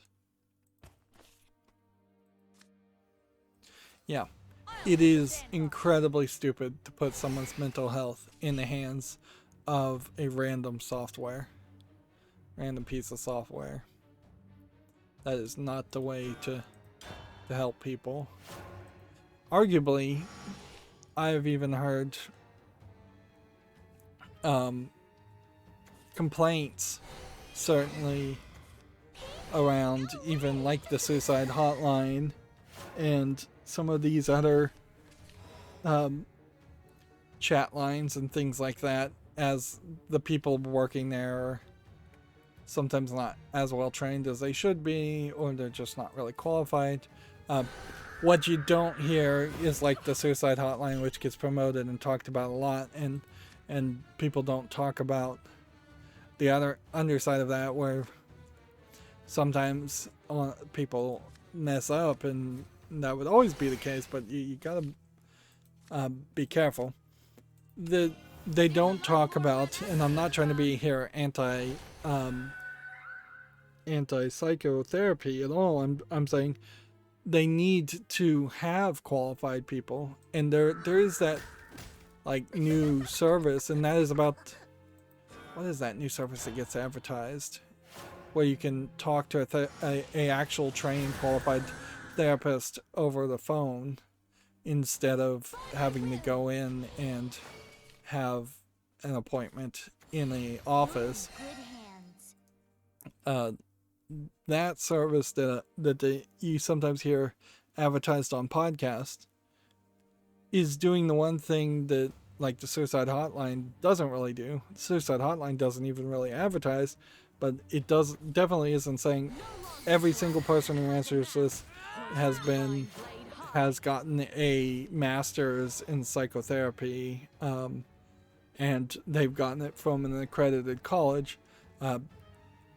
There are a whole bunch of churches and religious fake psychotherapists that try to delve into the realm of mental health, and they just don't do a good job at all. They can't possibly do a good job, because they're going to come from the response in a lot of scenarios that you're having this mental problems because you're lacking in faith, or because something cycles back towards the Christian religious belief, or whatever religious belief.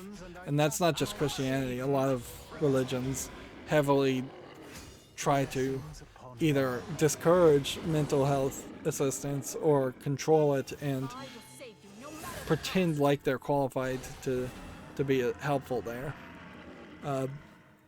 But yeah, even if you are being quote unquote counseled by a preacher, and that preacher has a doctorate, almost certainly he got that doctorate at what I would personally suspect is a religious college that is not qualified to be handing out doctorates, particularly for psychotherapy reasons. Yeah, I guess I went on a bit of a side tangent there, but yeah. My point here is, if you need mental assistance, definitely vet who you're talking to. Last thing you need is somebody pouring nonsense into your ears when you are at your most vulnerable. Definitely make sure that it is in their best interest to actually help, and not try and help and yet make it worse. And that's, I guess, true for regular therapists too, is that there almost certainly are some therapists out there that are just going to try and string you along forever. Although that is also a reason why a lot of people don't go to therapy, is because they feel like the therapists are just out there to rip people off, when they probably aren't. You generally don't go and get an actual master's or PhD in psychotherapy in those types of fields if you were just trying to scam people, and that's a indication of how much effort they are trying to do to actually be helpful and useful to people. And this is going to be a 180 shift. What I'm noticing here, as we have here a censored version of like just enormous boobs and butts on these anime characters, a loose hero in the castle of Succubi. What I'm noticing is that game Succubus came out with little fanfare, and there are now at 2 games in less than 2 days that have Succubus in the name, which probably doesn't mean anything because you get Succubus in the name very quickly anyways, but I wouldn't be surprised if these are very, very quickly turned around and released games to cause name confusion. This is $15.99, English, Japanese, and Chinese. And yeah, obviously this is not something I'd recommend. Even if you did have just like the ginormous overinflation fetish, I just don't think this game would satisfy you there. You'll get better CG images, computer generated images, from other sources than trying to play a game to get those images.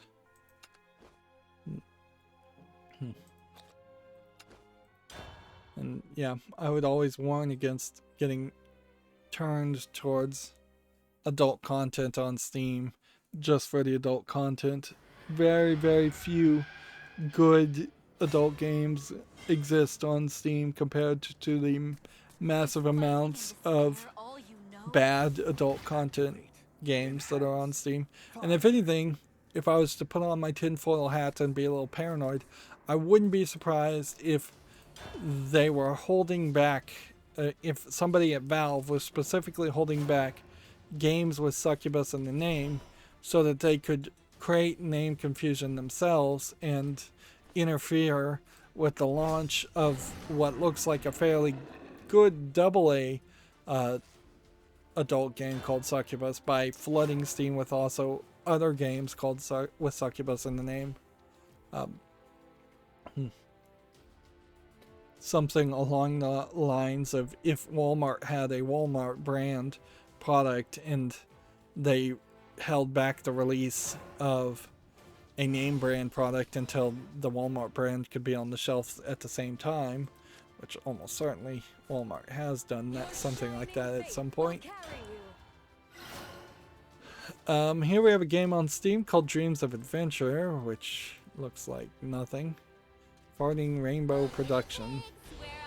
It's kind of a funny name, but it's probably not professional enough. This is free to play, English, allegedly full audio, single player only. Doesn't look particularly interesting. Here we have Finding Lula, Global Challenge 1.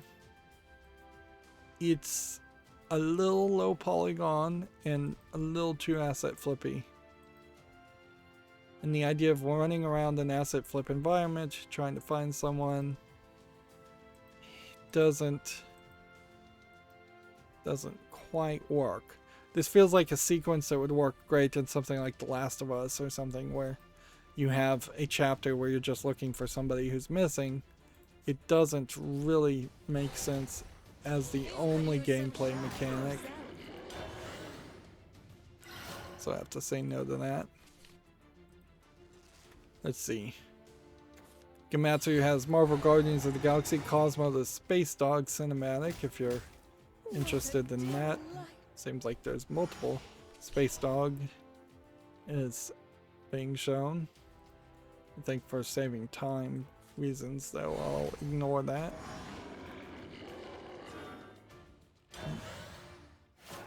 Rune Factory 5 Earthmate Edition has been announced for North America.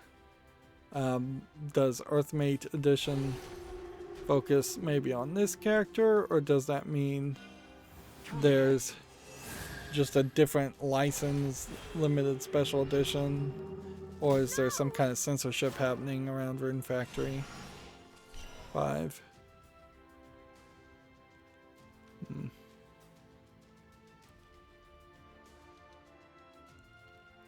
Yeah, it's probably just another limited edition specifically to the West, so that they might convince people in the West to buy the limited edition, or more likely they're probably hoping to convince people in Japan to import the limited edition from the West and buy it in Japan at a high markup. $80 is quite a lot. And No, the smiles are not free. you definitely have to take into account that I think there's very few people in the West that still care about maybe getting a steel case, which is what I think this is, and an oversized box. Digital things still sell, but art books, you're about 50-50 there. And then soundtracks, I mean, when's the last time anybody put a CD in anything? Yeah, more than likely the vast majority of these limited edition items will be sealed in plastic and never opened, and just put on a shelf. Maybe some people think it will have value, but probably not even that, just collection for collection's sake. Feel free to call And me again. that really gets back to the idea that at some point we should just start rationing plastic and stop letting people make CDs and soundtracks and art books, and just rationing all the resources and saying, hey, this stuff ends up in a landfill and isn't really accomplishing anything otherwise. This. And then do this. You crossed the line.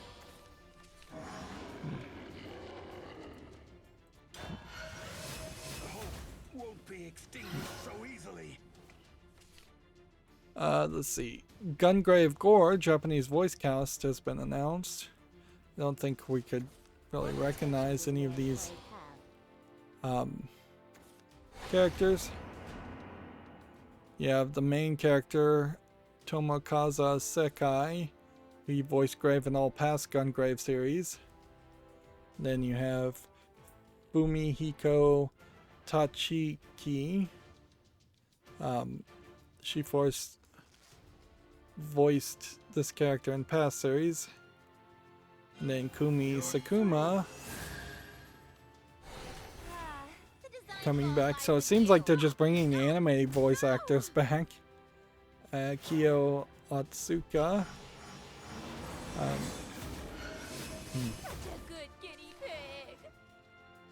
This character apparently hasn't been voiced by Akio before. Zell Condor Brave. Then Masami Iwasaki. He voiced Gampo, boss of the Raven Clan, before. Yeah. So it seems like they're sticking with very traditional voice actings, which that does indicate that there's maybe a little bit more budget and care being put into it than your normal anime game spin-off. I don't know if it's that much of a big difference, though. The real real battle begins. This guy does have death touch, right?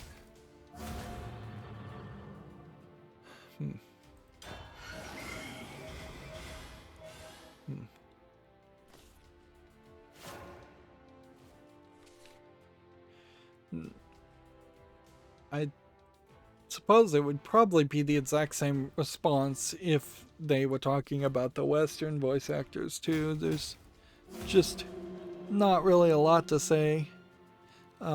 We have not gotten to the point in the West, or I personally have not gotten to the point in the West where I really care about who's voice acting anything. There's only been that one time in which they had an actor play a character in Destiny 2, and then he was so disliked that he was completely replaced. There is been, I guess, a couple other places where actors have tried to be video game voice actors, like face actors and regular actors, stage actors and TV movie actors have tried to be video game voice actors, and they've done mediocre jobs usually, if not terrible jobs. It kind of doesn't even matter at this point because I'm so far behind even thinking about covering the Dark Pictures anthology, but House of Ashes has a character introduction trailer. They put out a decent number of Dark Pictures anthology games. If anything, maybe too many. All the fluffy hugs.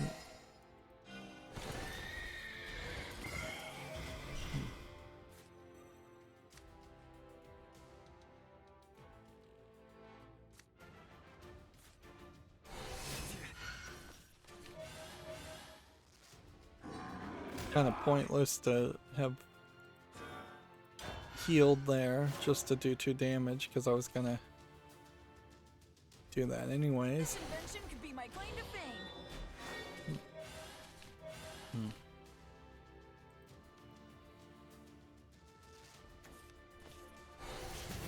Here we have a game on Steam called Spited, which looks like it's a swinging 3D platformer game. Doesn't look particularly that interesting. $1.79 English and Russian. We're starting to see more swinging games. I guess the idea here is that you click on multiple places to pull you using a mouse, but yeah, I just don't see much there. Hey, we won, and I pray that you will if be anything, free that from means suffering. we are actually making some progress now. And I didn't really change anything with any of the decks. Like ideally, I get 2 more victories. If I get only 1 more victory, that gets half of the daily quest done.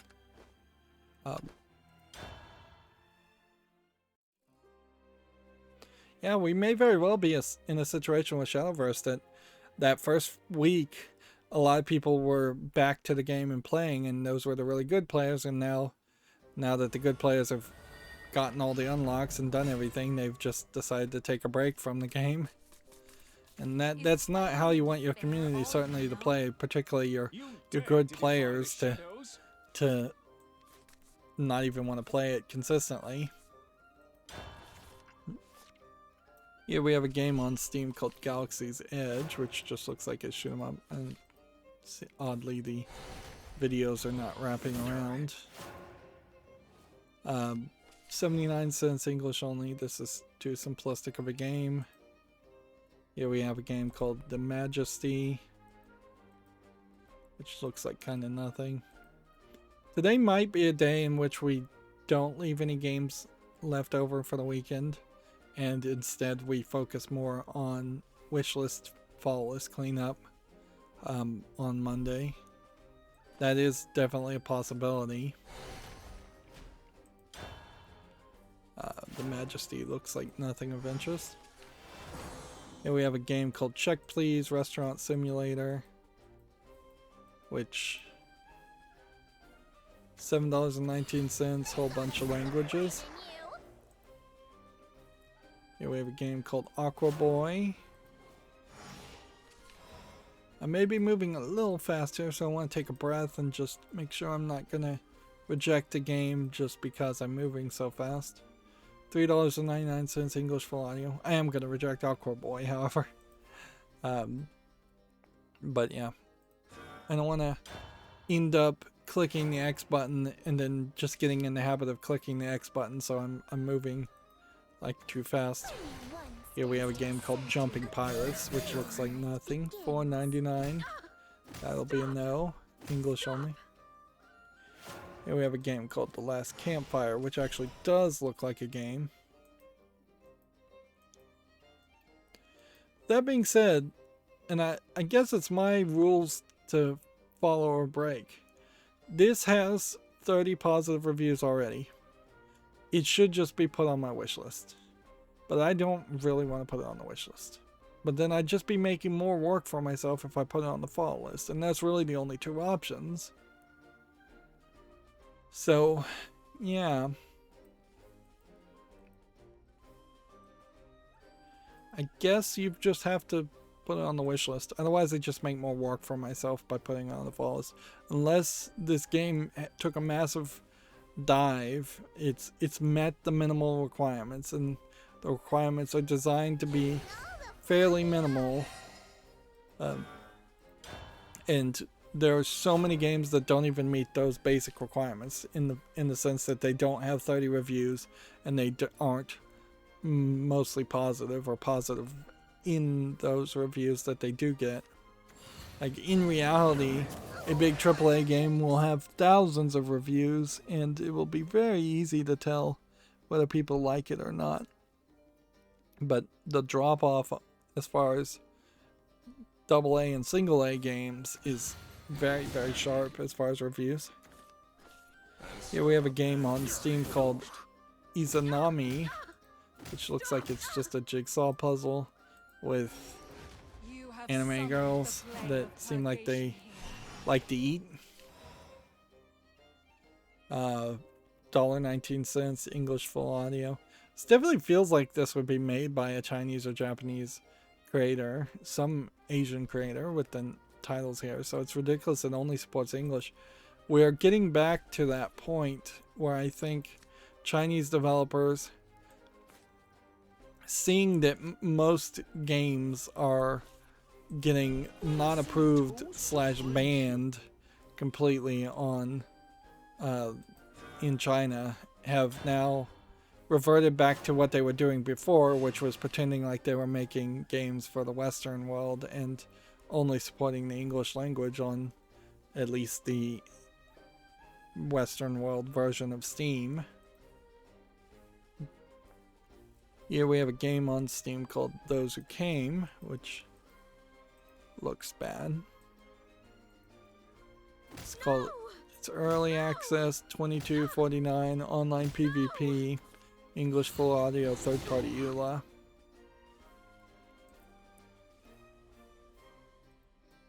Yeah. I just don't think the outfits are particularly good or the environments look particularly good. And yeah, you feast with your eyes first, and that just does not look attractive. Smiles are the best medicine. Let's see, we already talked about this from GameDeveloper.com. EA could rename the franchise.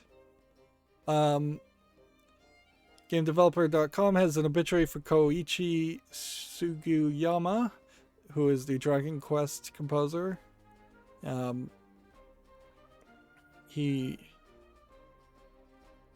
is, I guess, also known for vocally denying the war crimes committed by the Japanese forces in World War II, which honestly a lot of older people in Japan have made those same claims. It kind of doesn't matter. It's like, yeah, there's plenty of Germans who claimed the Nazis weren't that bad until they got silenced by everybody else telling them yes they were.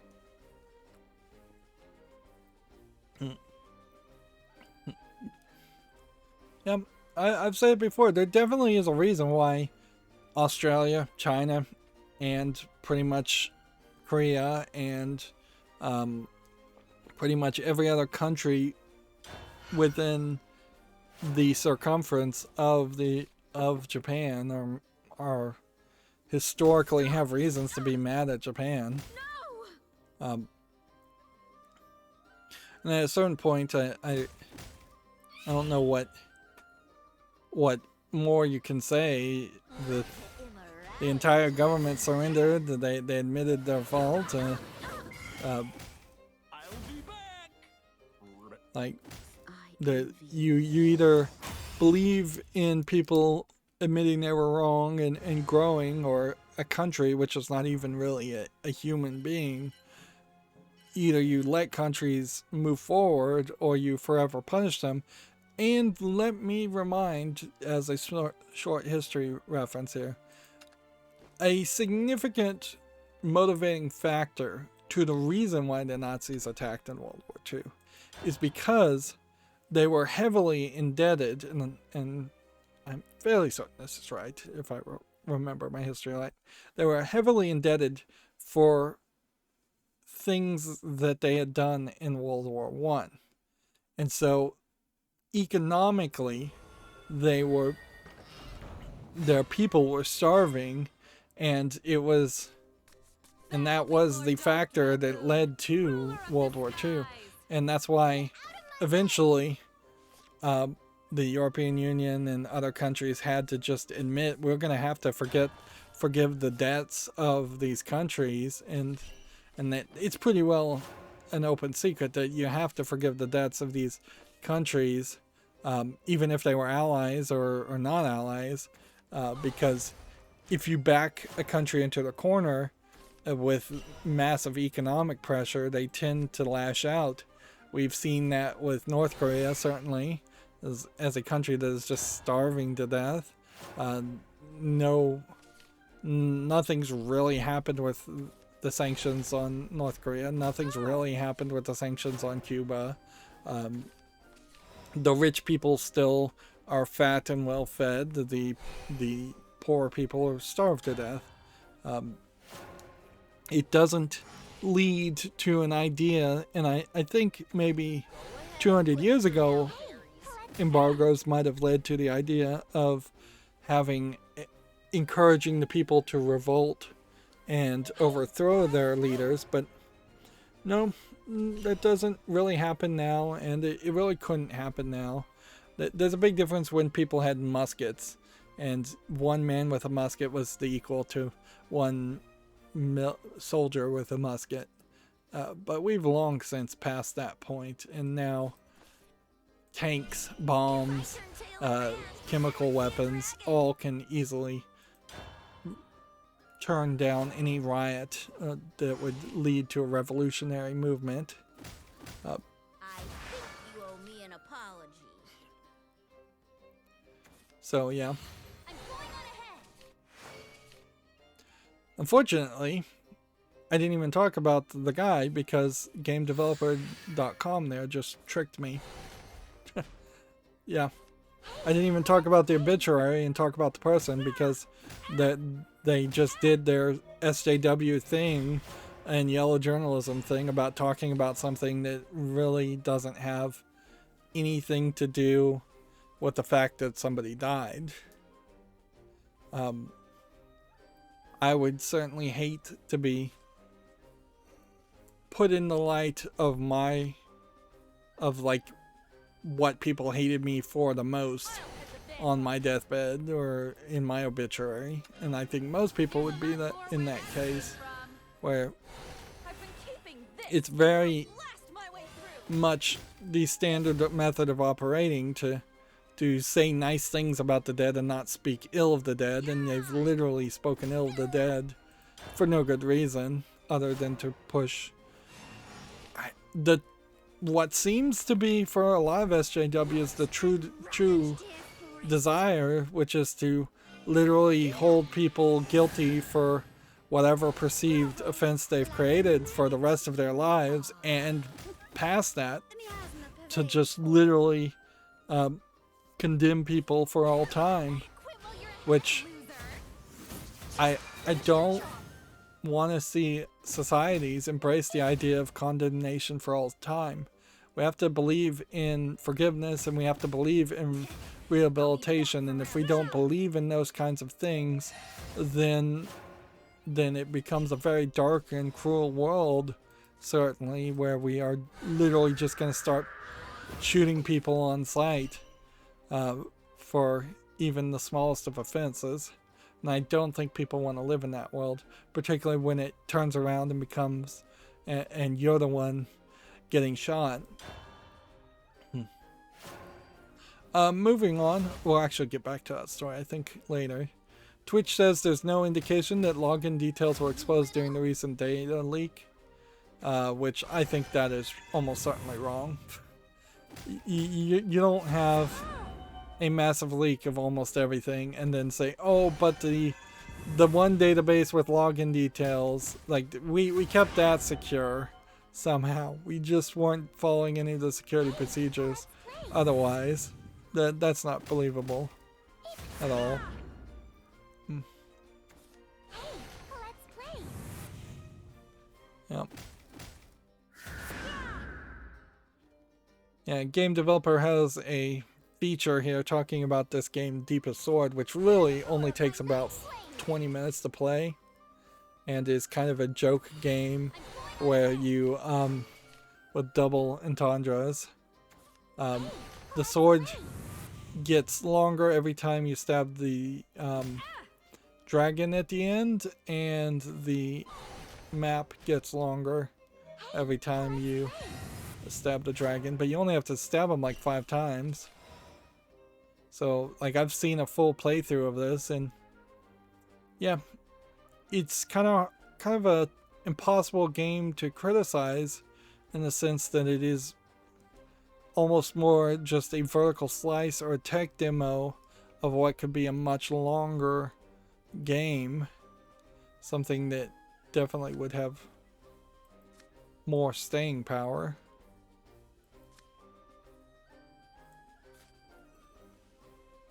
Do this.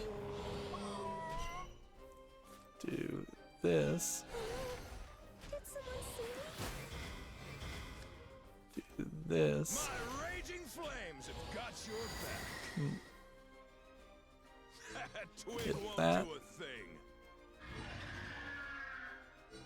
And get that, I guess.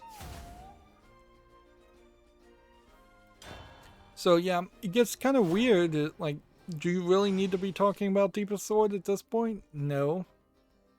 Frankly, this was a flash in the pan game that was talked about like 3 or 4 months ago, and then there's not been another person that's covered it or talked about it as far as I have seen. It maybe shows just how far behind GameDeveloper.com is as far as getting interviews in and out and published. Starts with the magic leap. Let's see, the Guardians of the Galaxy developer Eidos, is it Eidos or Eidos Interactive, is pivoting to a 4-day work week. I feel like a lot of game companies potentially are going to say they're pivoting to a 4-day work week and still require 60, 70 hours a week, which doesn't really change that much. And for a lot of programmers and such, like, at a certain level you're just on salary, so you're not getting paid hourly anyway, so there's just this expectation, or at least temptation, for people to take their work home and work on their own personal computers with the code. And you have to work fairly hard to make sure people are not doing that and to enforce a 4-day work week. As silly as it may sound to a lot of people, a good manager of video game developers in particular may very well have to just force them not to overwork themselves, because there is a lot of people, particularly in the United States, who are obsessed with working, and they define their success and usefulness as doing as much as humanly possible, And yeah, that is something that was literally just taught or allowed to be taught or allowed to be thought by a lot of people in the United States, that you're only a valuable human being if you do the vast amount of the vast amount of work as you humanly can possibly do and burn yourself out. Where ideally a good boss would recognize that that was quite the combo that they played there. I don't know if I have this card, probably don't, but quite the combo there. A good boss would want to keep their employees around for as long as possible and keep their business in business, but yeah, that's not how late stage capitalism really works. I don't want to get into a big rant about it though, so we'll move on. GameDeveloper.com says Nacon has acquired Dead End's studio Ishtar Games to create indie publishing label. Dead End. Are there multiple Dead End games? And like Dead in Bermuda and Dead in Vinland, I guess. I guess that's it. And they made games that were somewhat like Darkest Dungeon. They've been acquired. Definitely feels like we will continuously get more acquisitions announced. Here we have a prologue game on Steam that we can just say no to immediately because we don't cover demos. So we'll close that. Here we have a game called Rocket Jump, which just looks like a precision platforming game of no interest. $3.19, bunch of languages. Here we have a game called Stolic Miner, which looks like nothing of interest. Looks very asset flippy. Looks like it's trying to be a Dig Dug clone in 3D.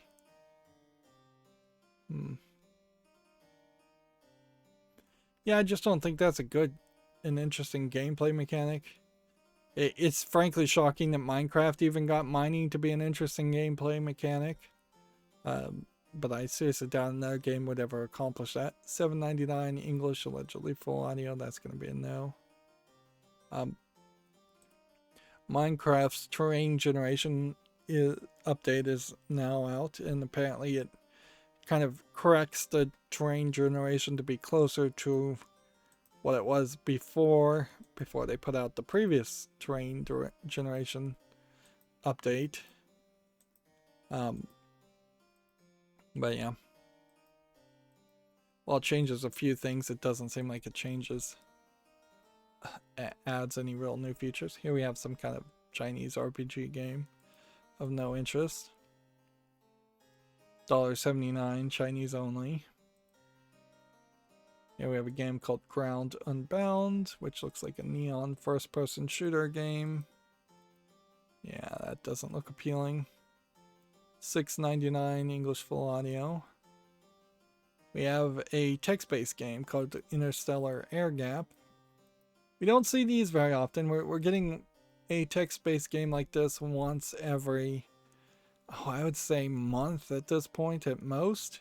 This is $1.79. I think people have learned that they pretty much don't sell. And so we're now finally enjoying some peace and quiet away from those garbage games, which that's pretty much the only way I can describe them. Video Game Chronicles says the Microsoft 20th anniversary Xbox controller has been revealed early. It definitely feels like it's trying to look like the original Xbox controller while still having all the new features compared to, well, I guess it's not the Duke, because the Duke was the really different, but it's see-through, so you can kind of see more of the insides. But Doesn't seem like you really can see that much. This green part here almost feels like there would be a restrictor on the inside that you could somehow turn a knob in the back and turn it from a 4-way to an 8-way thumb pad, but I don't think there is anything like that. Would be nice if there was a way that you could shift, you could rotate this 90 degrees and then it would become a 4-way restrictor. Although I'm not sure the thumb pad particularly would play much different with a restrictor compared to being able to put like a restrictor on the analog sticks, and even the analog sticks are just too short compared to an arcade stick for that to really matter. Here we have Video Game Chronicles saying the same thing. Controversial Dragon Age composer Kiyoshi Sugiyama. He was 9-year-old, composed music for all main games, but was also criticized for his views. I mean, it sounds like he probably was criticized even in Japan. There's a lot of old Japanese people like that. They're curmudgeonly. There's a lot of old people all around the world that are like that, and a lot of them, maybe you might even take it from the perspective of maybe Japan was just a place with slightly more free speech at one point where you could publicly say something controversial without fear of being completely ruined.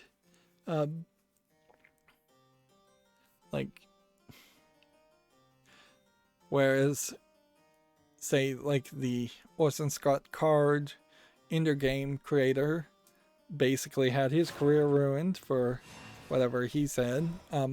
Actually, there's a controversy right now that Guns.com has donated money to the Biden campaign, the CEO of Guns.com, and they've said that they're going to fire all employees that aren't vaccinated. So, yeah, that I'm sure a lot of gun owners are going to be upset about that. Although I don't know how many people are buying guns on Guns.com. I don't even know if you can buy guns on Guns.com, really. But at the age of 90, yeah, I'd be surprised if he actually died of anything other than old age. He had views on the war and LGBT plus Q play people. Yeah, old people have garbage views. They were brought up at a certain time. They were brought up to think certain things. And I'm sure the current generation will be considered like ridiculously backwards in their thinkings too. That's just how mental evolution happens in society, is that you have opinions and then those opinions evolve and become better educated and better informed, and almost never is it a case that the old people learn that their ways of thinking were wrong or think anything new. No, you can't teach old dogs new tricks. You can barely teach kids new tricks or new things.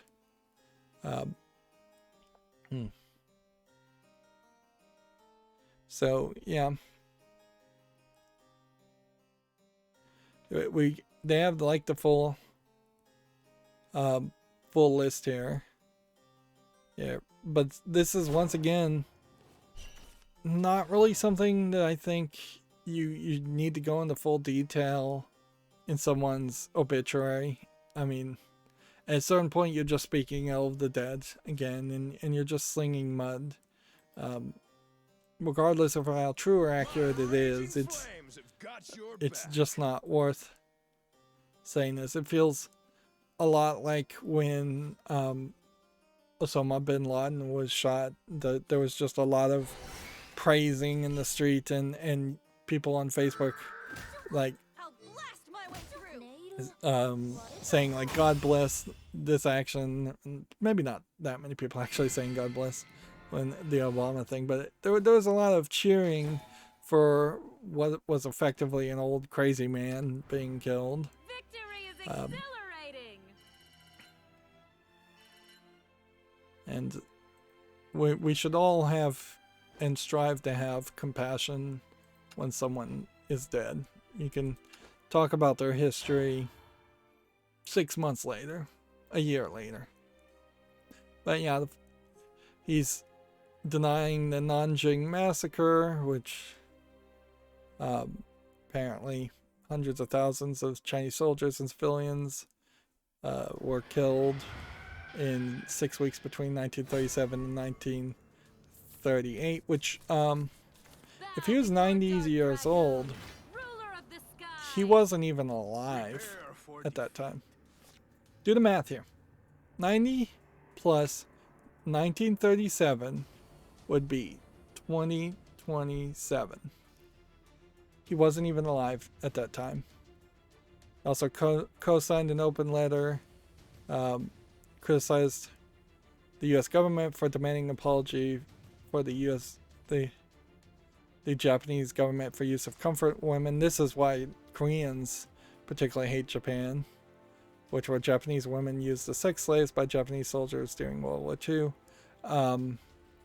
And yeah, they're still claiming, and there's still people in Korea claiming that they were sex slaves, and there's still people in Japan claiming that they were hired and paid prostitutes during the time, and that they worked and chose to work for their own accord under no real force. So, and then this highlights a fairly common, this one in 2015. He was agreeing with a politician saying, so a straight up politician who sets the agenda, that there should be no LGBT education in Japanese schools, dismissing their high school suicide rates, saying there was a problem with the lack of children born from LGBT couples, which, I mean, that's a stupid thought, but I can see certainly a, I could certainly see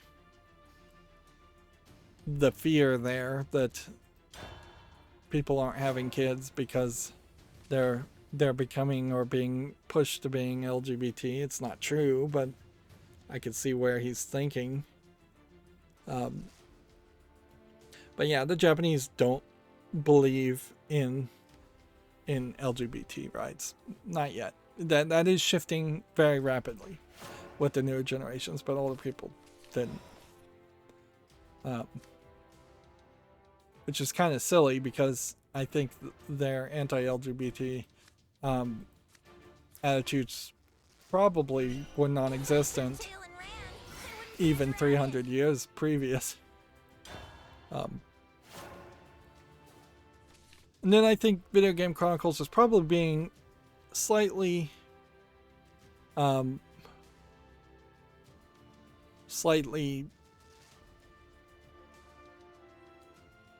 trite might be the word, just not informative enough when saying his funeral ceremony was only attended by relatives, because if you're a 90-year-old, you probably are only going to have it be attended by relatives. If you're a celebrity, you're probably only going to have it be attended by relatives. Last thing they would want is every single Square Enix fan, which you had this been an open funeral, you would have had thousands of people fight COVID restrictions and show up to the funeral in like cosplay for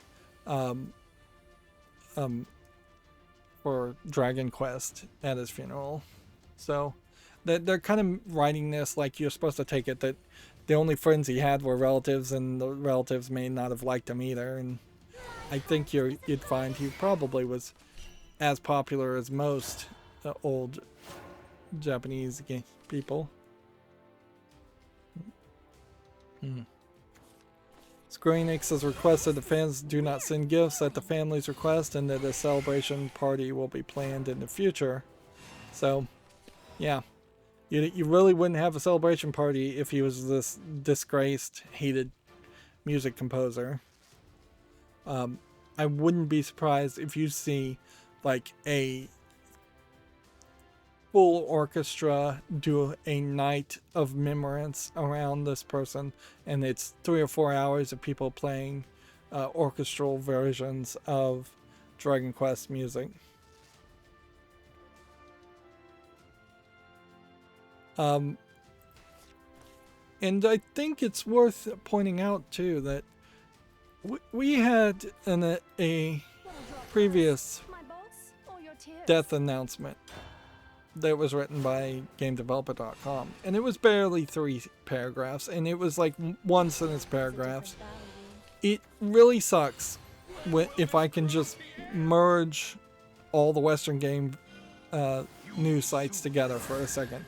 It really sucks when you see Video Game Chronicles and GameDeveloper.com go on for massive amounts of time when they want to push a negative story or when they want to push their own SJW agenda, and then say absolutely nothing that is appropriate in either case when somebody just dies and there is no negative story or agenda twist to put to it.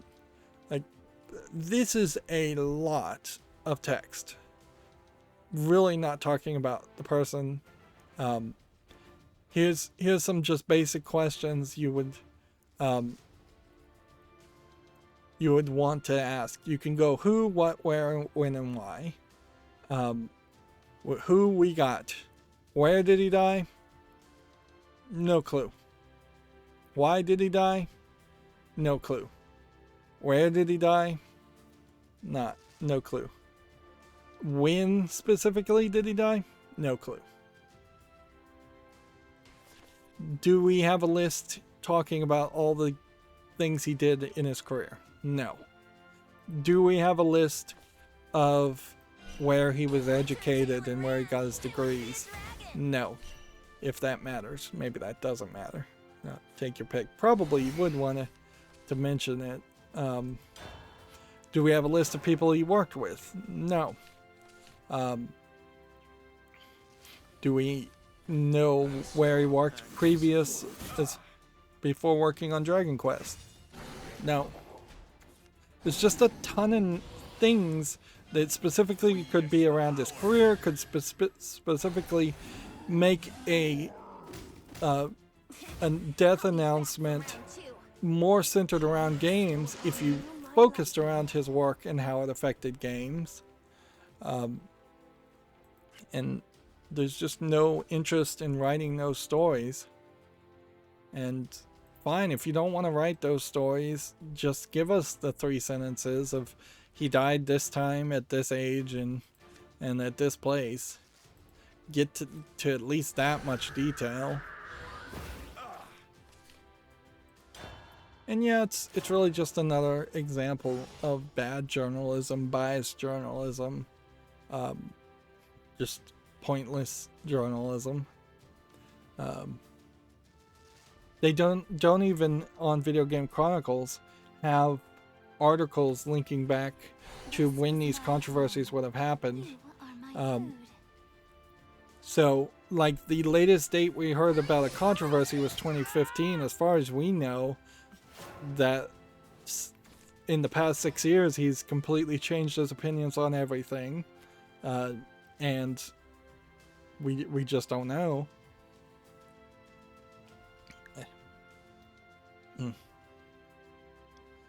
And that is just way too far in the past to be talking about on somebody's death announcement.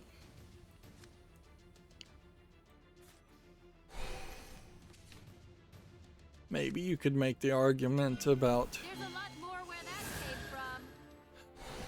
from. like, it really should just be 2 different articles. If you want to talk about the controversies around them, you need to make a retrospective article 6 weeks minimum after the fact. Moving on, Konami plans to address the eFootball issues in an update on October 28th, so basically wait for a month. According to Video Game Chronicles, PlayStation will announce a big remake this Christmas, a musician claims. The singer-songwriter claims they've recorded a theme for an unannounced exclusive.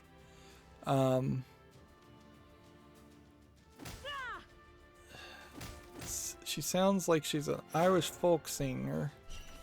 So who would record a theme for an Irish folk singing song?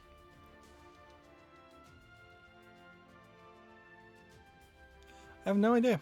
Could be anything. Could be nothing.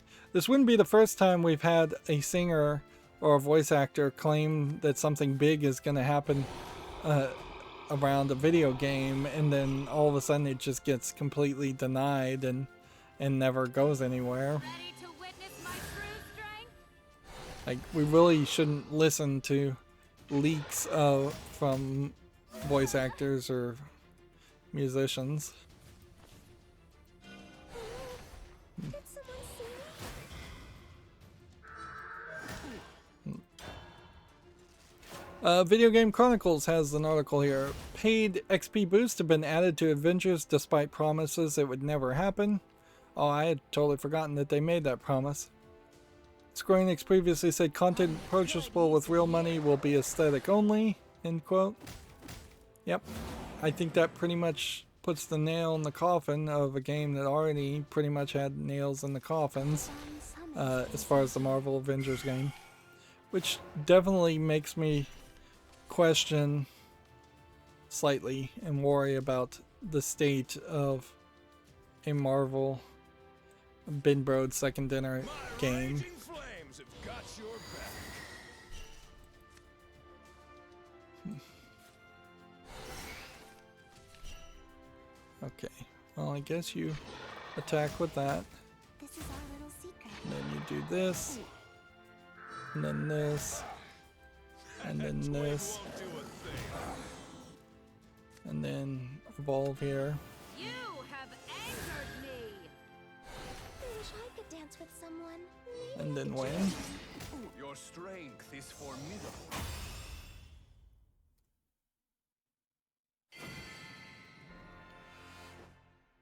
And see, this now puts me in a unique position because Exhilarating. we're getting win streaks for no real reason. Like, the competition clearly is dropped in ranked. Maybe that's because I'm playing in the evening on a Friday, and smarter people have better things to do with their time. But we're done with all the daily quests, and so then that leaves us with really just playing these solo quests, which, yeah, that's gonna kind of suck, because that means I won't have the game auto disconnect and give me a free victory. Nobody's gonna concede a free victory.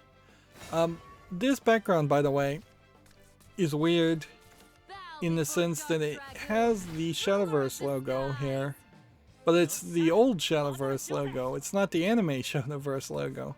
So effectively we are playing in the gym of the anime, but we're playing the old Shadowverse game, the one we're playing right now, not the anime versions. Which really just confuses everything.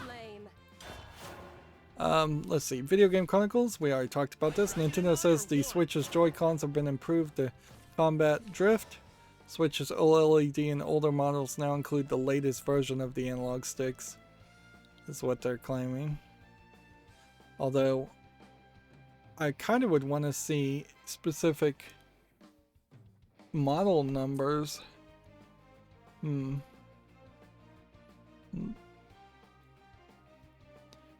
I'm not sure the Joy-Cons have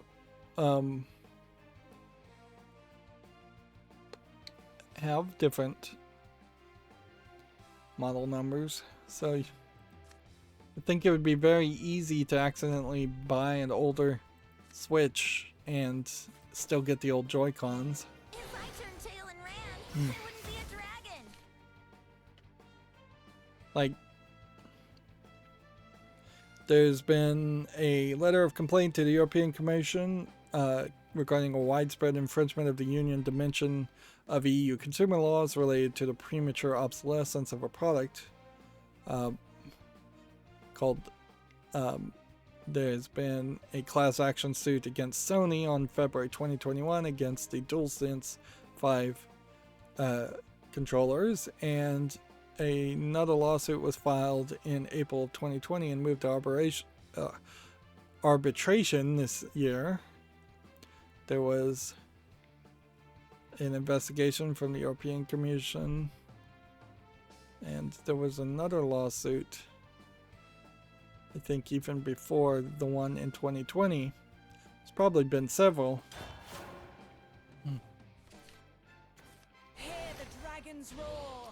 Video Game Chronicles says Twitch hack, platform accused of regularly neglecting security warnings.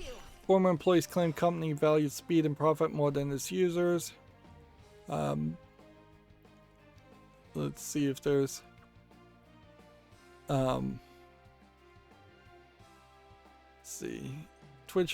former Twitch employees claimed company did not do enough to tackle security and safety warnings. I think that's almost certainly the case. Although, in all fairness, you probably can make that same argument for almost every big website service, is that they almost never put enough into the securing and hardening of security, and want just more features and want just more things that are directly indicated directly connected to bringing money in. Because, yeah, what can I say? Running a business is not unlike gambling, where they're always willing to take the risk and then complain about having to pay for it later if they get hacked, versus ensuring they don't get hacked or trying their very best to not get hacked in the first place. We've seen this with the crypto viruses, the cryptocurrency BitLocker viruses. What am I? Ransomware, software. The ones that encrypt all your data and then demand bitcoins. Like most companies seem to be more than willing to just pay the ransom instead of fighting it. If I turned tail and ran, there wouldn't be a dragon. Although, in all fairness, I haven't heard of too many companies lately admitting that they've been targeted by a ransomware software, so maybe they finally have started putting in enough protections in most companies to prevent that. They should have had those protections way before that. I'll be back for round 2. In all reality, not a single one of those ransomware hacks that have happened in the past 10 years even should have happened, because having good backups has been the recommendation for decades, and that would have fixed any ransomware issue. Did someone see me? Many pardons. Let's see, videogamechronicles.com says, or videogameschronicle.com says Far Cry 7 could be more online oriented. It's claimed it was previously suggested that Ubisoft may take the series in a radically different direction. Far Cry 6 seemingly not very well received. It doesn't seem like the Far Cry series has ever been particularly great. Like Far Cry 3 or Far Cry 4 seems to be the best one, and even that might not really be worth your time. Let's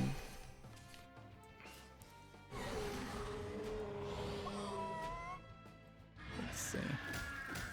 What a drag.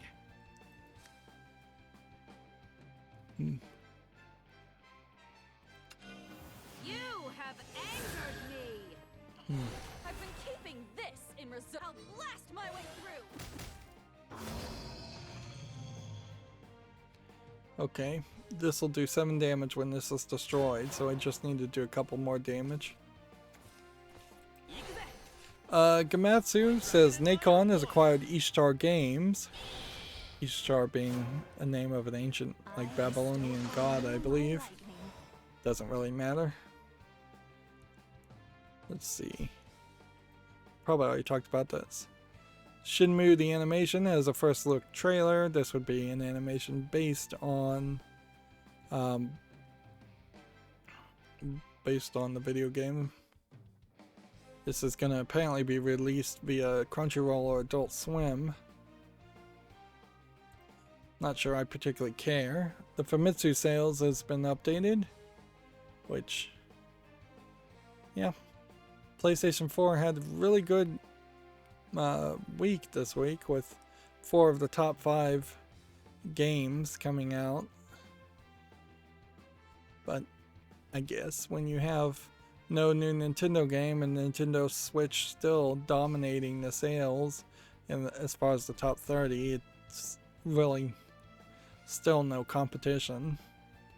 Overall, there's still a massively higher number of Switches and Switch Lites compared to PlayStation 4s and PlayStation 5s and PlayStation 5 digital editions. And the Xbox Series S here is outselling by by over 1,000 units this week. So when it comes to the cheaper digital version, people would rather the Series S than the Series X. And the Series X is beating the PlayStation 4. And I think we'll probably see the new 2D SLL just disappear completely in the next 6 months. That there'll be very little reason to go forward with any more sales of that. My heart is a garden pearl. Right. So we hit this, hit this, and hit this. Now remember, I'm just playing against a computer here, so I definitely should be winning. Victory is exhilarating.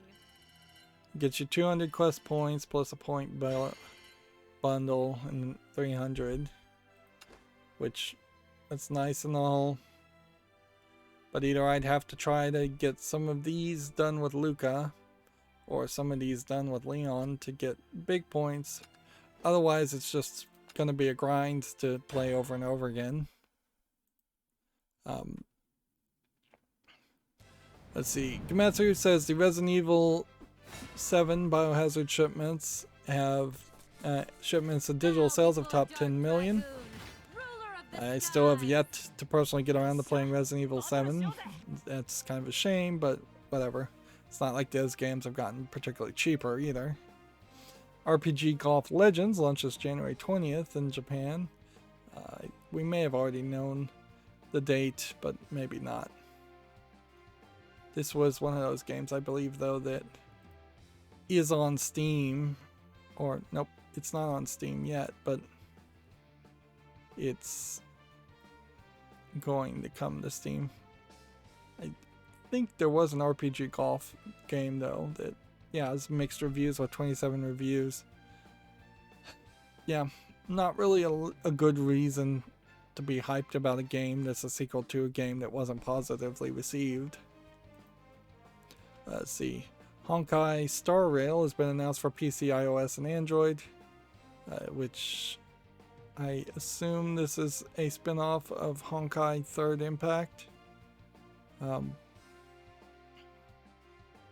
If I'm recalling correctly, the Honkai Third Impact game was one of these Japanese cell phone games where it has some really interesting cutscenes at the beginning, but when you actually get down to what the game is, it's fairly boring and dull, just kind of an action beat 'em up game, fighting on the same platforms over and over again, fighting the same enemies. Definitely a gacha game, definitely trying to make you buy and spend as much money.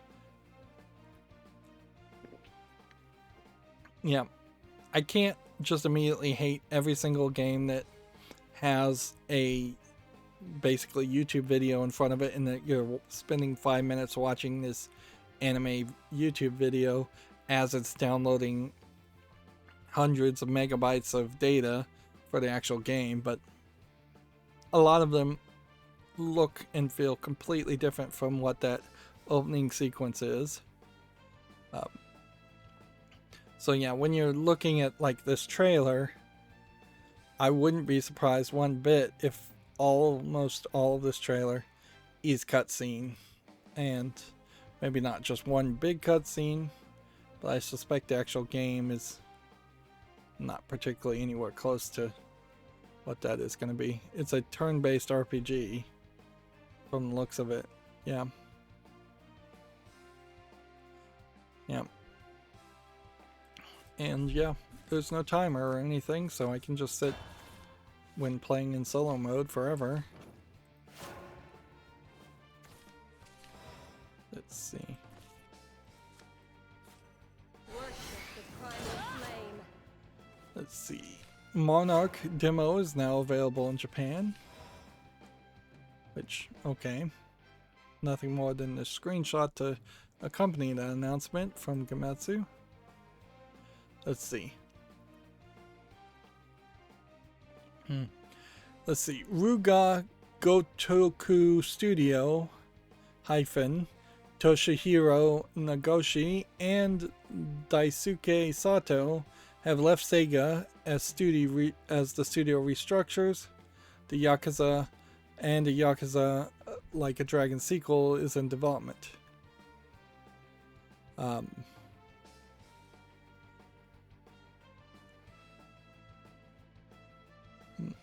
So the Ruga Gotoku studio has been restructured, and that includes the departure of the former studio head Toshihiro Nagoshi and the producer Daisuke Sato. And at a certain point, I think particularly from a Japanese perspective, that means the whole company has been restructured / destroyed. Like, if 2 out of these 7 people are gone, that's a lot.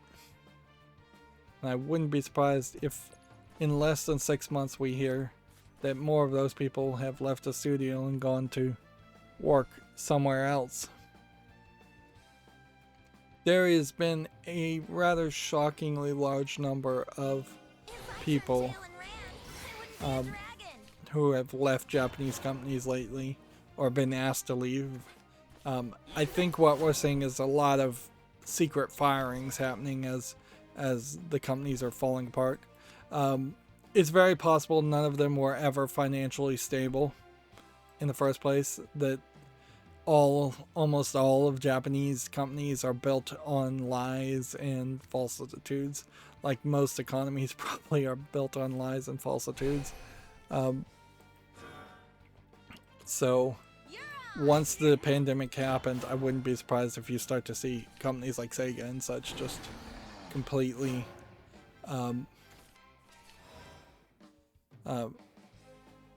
completely are laying off people. Oh, and we're gonna see them, I assume, go to other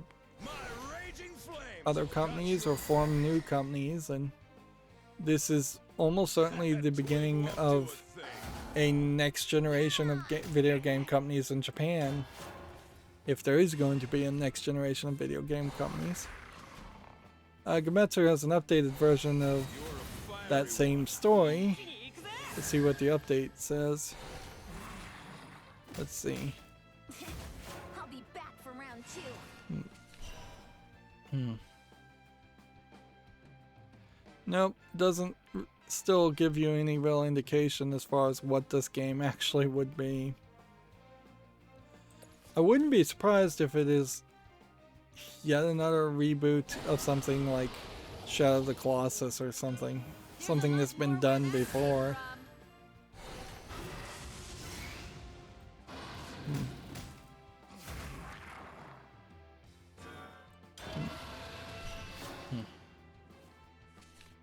Let's see. The Bloodborne producer Maisaki Yamagiwa has joined Team Ninja. Which, yeah, another case of people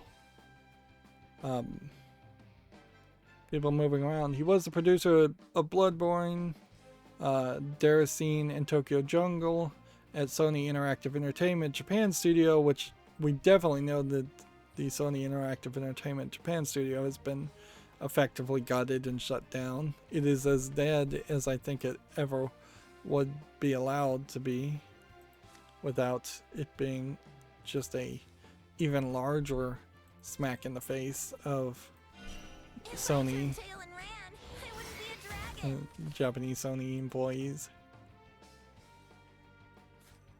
What'll drop first? My bolts or many pardons?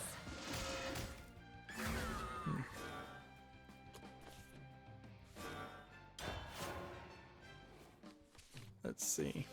You keep relying on you. The GTA, the Trilogy Definitive Edition has been officially announced. We've been hearing about it for weeks for the PS4, Xbox Series, PS4, PS5, and PS4, Xbox One, Switch, PC, iOS, and Android, basically everything.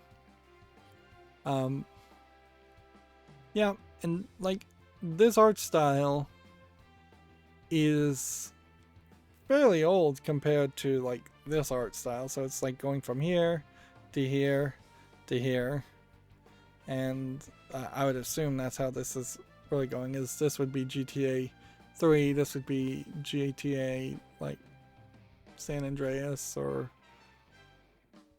vice versa. Let's see if we can actually see a bit of a trailer to see what these games look like. Rockstar still feels like it is kind of in it's in a weird position because the Grand Theft Auto series has established itself as being a frat bro mentality comedy story. It's a gangster story. And so when you have a character here licking her teeth and showing a boob tattoo and leaning over in cleavage, and when you have a side boob and butt shot here of a character, there's gonna be complaints about whatever new Rockstar GTA game came out by a lot of SJW people, no matter what you make. Many pardons. Or you make something that's so incredibly censored and off the mark as far as what you're expecting that it's just not going to feel like a GTA. It is the same thing, same problem with the parody series of GTA, which I now forget the name of.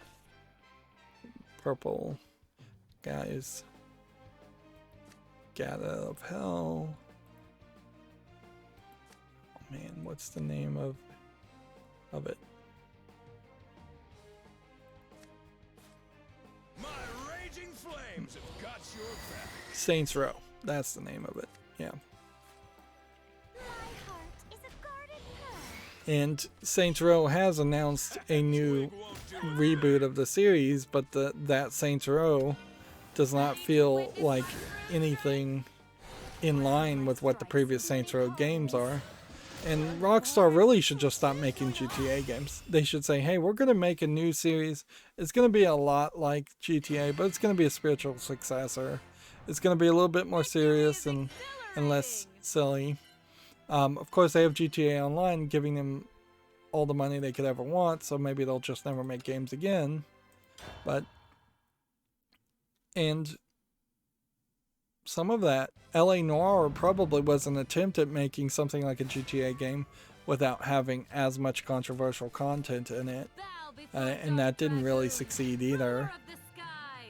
So I think you probably just have to double down and just say, hey, this is what GTA has always been. GTA could be the one game that doesn't change and doesn't evolve compared to like God of War, where the God of War now is nothing like the God of War of the past. And that's probably about the only thing you could do is just, hey, we're going to have a stupid, mindless game. We're barely even going to put any story into it because nobody really is playing it for the story anyways. Did there is also a danger certainly around potentially having You keep relying on me, Dragon. potentially waiting too long to release a new GTA game, and what an open world sandbox crime simulator is now may just not be as good as it was in the old days.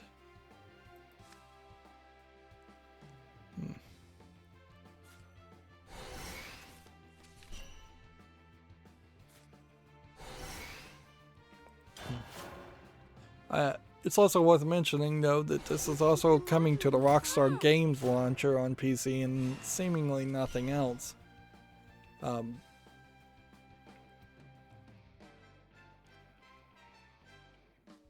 see. Screens. Trailers. Nope. Matsu does seem to have some better links, but not anything new to say. I'll head the vanguard.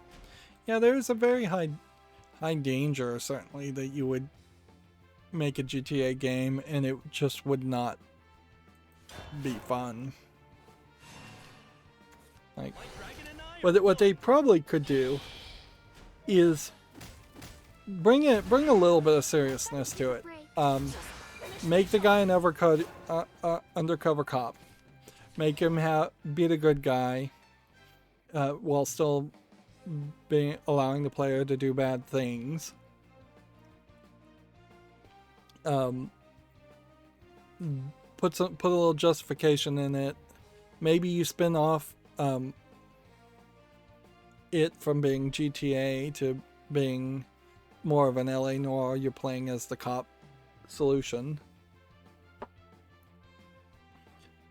And then that could be the spin-off series, and then that way you could make it a little bit more serious and a little bit less nasty, for lack of a better term.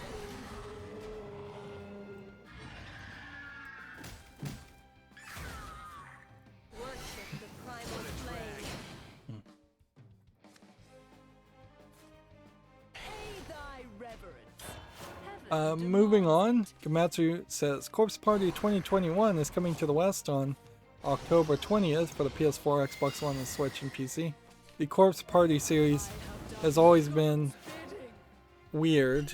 This might be a remake of the original game, but it's a horror series that each of the games seems to be fairly varied in how they play, and it's kind of an RPG maker experience where you're walking around the school over and over again. From the reviews, it looks like the story is actually really well received and well liked, but it definitely strikes itself as being a hard experience to play. What in the world just happened there?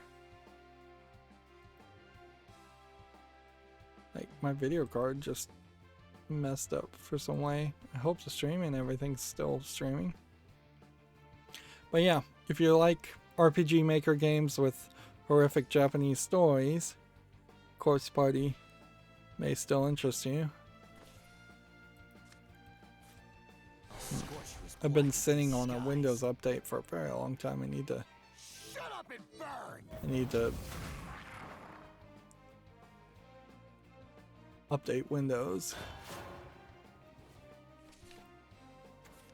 Let's see. Gamatsu has this, or GameDeveloper.com has the same story that the Yakuza developer has departed Rydo Gotoku Studio and Sega. I guess Ryuga Gotoku is probably a full subsidiary of Sega. Game Developer has a insight as far as the Alan Wake remaster. I don't think you need batteries anymore for Alan Wake remaster, which definitely, if you were going to play Alan Wake, I'd say play the remaster. Feels like they've also slightly changed some things to better integrate Alan Wake into the Control universe. But yeah, it's still such an old game. I kind of would have a hard time justifying a recommendation to play Alan Wake. And they seem to be not really doing anything to address like the DLC or the Alan Wake's New Nightmare side game. So I don't think they've wrapped everything up in a nice little bow or anything like that as far as bringing Alan Wake into the universe. And I still come from the perspective that Control is not anywhere as good of a game as it was hyped up to be. If anything, the hype by mainstream video game journalists around Control was one of the things that finally made me realize just how awful mainstream video game journalists are about hyping up games that don't deserve it. Bow before Dark Dragoon, ruler of the skies. But yeah. Well, I did want to be fair and mention the batteries and the flashlight issue, which was a major issue when I was playing the game. It's just an annoyance thing. The Call of Duty developer Infinity Ward has opened a new Texas studio. According to GameDeveloper.com in Austin, Texas. And then that leaves me with just a decent amount of games on Steam, so we'll go through some of these games and then we'll call it a day. Here we have a game called Kill the Dragon, which they're saying is made in RPG Maker, but it really doesn't look like that. But it doesn't look like an actual game. $1.90, $1.69, third-party EULA, a bunch of languages. The hand animations here would be fine for a cartoon or a comic book. There's no reason to make a video game to basically promote your animation skill, particularly if you're going to make a fairly boring looking video game. Here we have a game called Manufacturer 2022, which looks like one of these programming game, puzzle games. Yeah, I don't see enough there to interest me. $17.99 early access, English only. This is the kind of game that I would just have to have somebody else tell me about it for me to even put it on the fall list. Here we have another game, Succubus with Guns, which, yeah, it could be a coincidence, but it is also very, very easy to have a game like this in your back pocket, or simply quickly make a low effort asset flip game and change the character to a succubus so that you can create name confusion with the game just called Succubus that just came out. Arguably, this is another case of why you should have some announcements and fanfare around your game. Succubus should have, so that you can draw most people's attention to the right version of the game, and so that people don't accidentally buy what is a low effort asset flip game.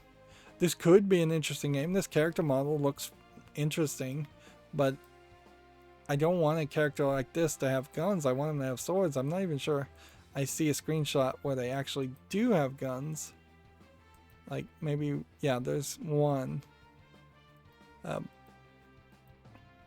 problem though is that these character models have been so abused and misused that you could never make a game with a character that looked like this, for fear of it being assumed to be just a low effort asset flip game.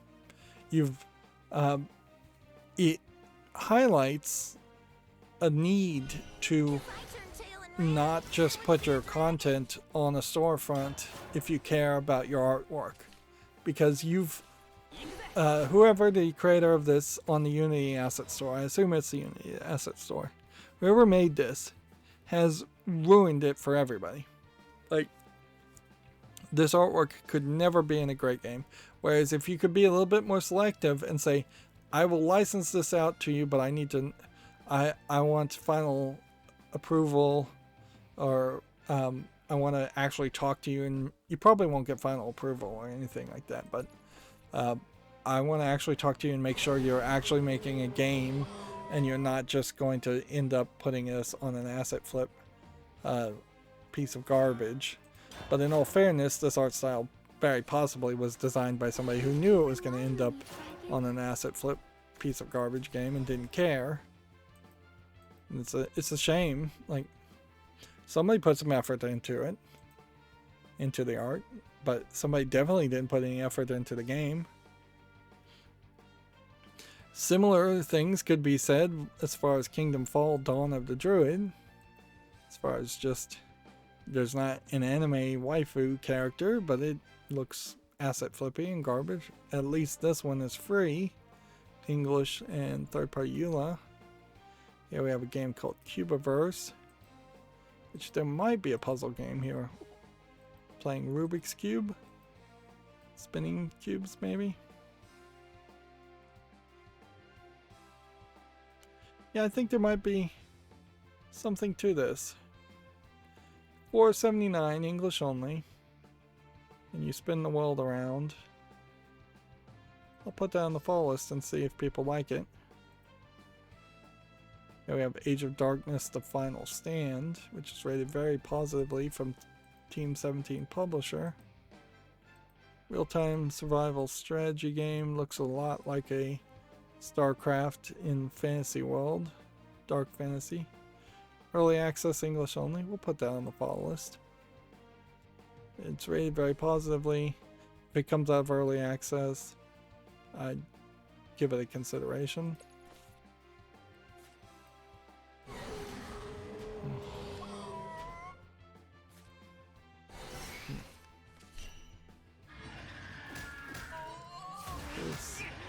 This and this. Here we have a game called Box Survivors World, which looks like garbage. Free to play. Says it's an online PvP with a third-party PlayFab account. I think anything that has a PlayFab account should probably get a double look from Valve. I haven't seen a lot of PlayFab games that are actually good. Here we have the Marauder Chronicle: Curse of Valdria, which looks like a fairly nicely custom artwork from the looks of it, if I were to guess. Visual novel. Seems to be slightly around anthropomorphic creatures. It says it has some sexual content and nudity in it. $3.99, English, German, Spain, Spanish. This definitely stands out as something of interest because A, it's not really going for that moe or anime style. B, it's not from a Japanese developer, so it's a nice contrast potential visual novel game if I ever do get around to covering a lot of visual novels, which I don't know how I'd ever find time for that, but who knows. Worship the primal flame. There's a lot more where that came from. Gonna be like 1 damage short.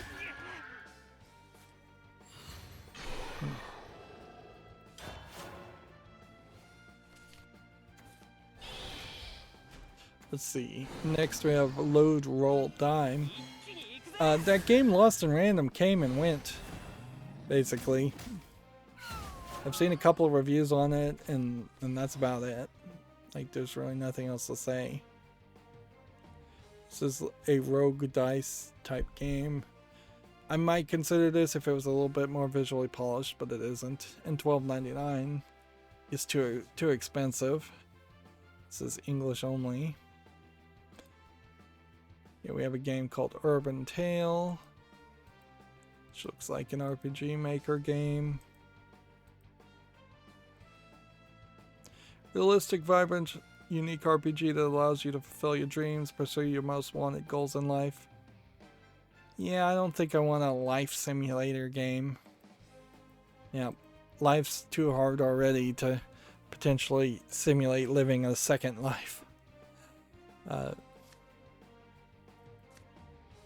Horde. Guess if we do that, then we do that, You're on. and then that. Ready to witness my true strength? I've been keeping this. I'll blast my way through.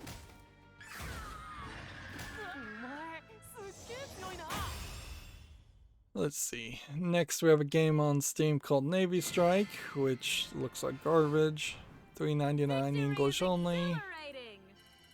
Here we have a game called Whisper Trip Chapter 1, which doesn't look polished enough.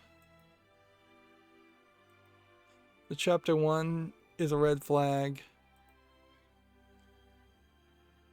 The "you will die" phrase is a red flag. $4.49, whole bunch of languages. Yeah, I'm trying to figure out a way to dismiss this, but I guess I have to give it a chance. So I'll put it on the fall list. Here we have Leaf Tree, which looks like it's a puzzle game of no interest. 69 cents, English only. Here we have a game called Eclipse. Wow, this feels like this is longer, not just because it has this banner, which definitely feels like they're having a different event every week in fall.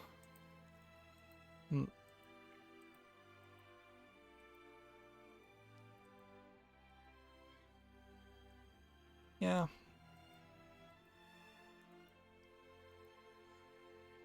Early access, English, Russian. I'll put it on the fall list.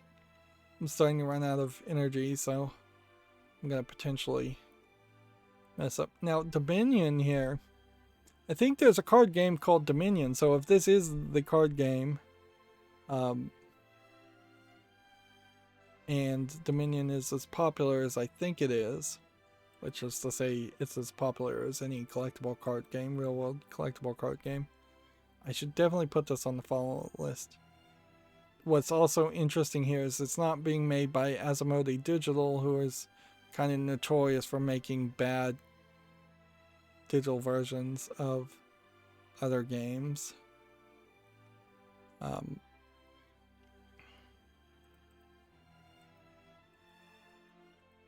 I would ideally try to avoid playing any more Asmodee Digital games. It's free to play, single player, but then it seems like it's got expansions. So if you were to get all of the expansions just to start with, seems like you're going to be paying $40 or $50. That definitely would be a hard choice. But then you're not buying in-app packs or anything. You're just getting all the cards as a deck builder. Yeah, there may very well not be much of a single player experience here also. So it may have less of a reason to even exist compared to something like Shadowverse.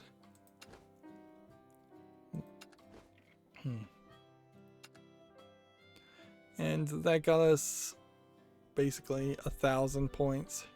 So you kind of have plenty of time, but it does seem like the next month potentially is going to center around a lot of solo play, when ideally I would want to either not play at all or oh, I guess there's a live event happening right now. What is this tie-in event actually do? Just opens a browser. Which, yeah, I'll never even be able to find that tab. So forget that. Here we have a game on Steam called Blades of Darkness, which I might immediately dismiss. This might be a fairly old game getting re-released. Or this might be an attempt at making something like Conan the Barbarian without actually Conan the Barbarian as the main character. It's rated very positive. $11.99, a whole bunch of languages, third-party EULA, single player. A Dark Souls in more of a fantasy, a light fantasy realm versus the darker fantasy that happens in Dark Souls. Might be interesting. Although this isn't particularly the lightest of fantasy imagery either. It's just more of a traditional fantasy, where the Dark Souls is more of a Japanese fantasy, Japanese-inspired fantasy.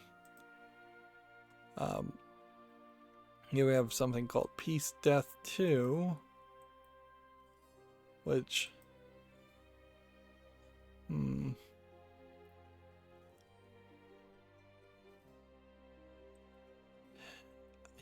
don't think there's a game here that interests me. $4.49 English and Russian. I feel like there was a game called similar to this,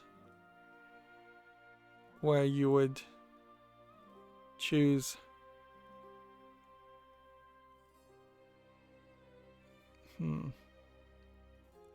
yeah, Peace Death 1 did come out in 2017. Wow.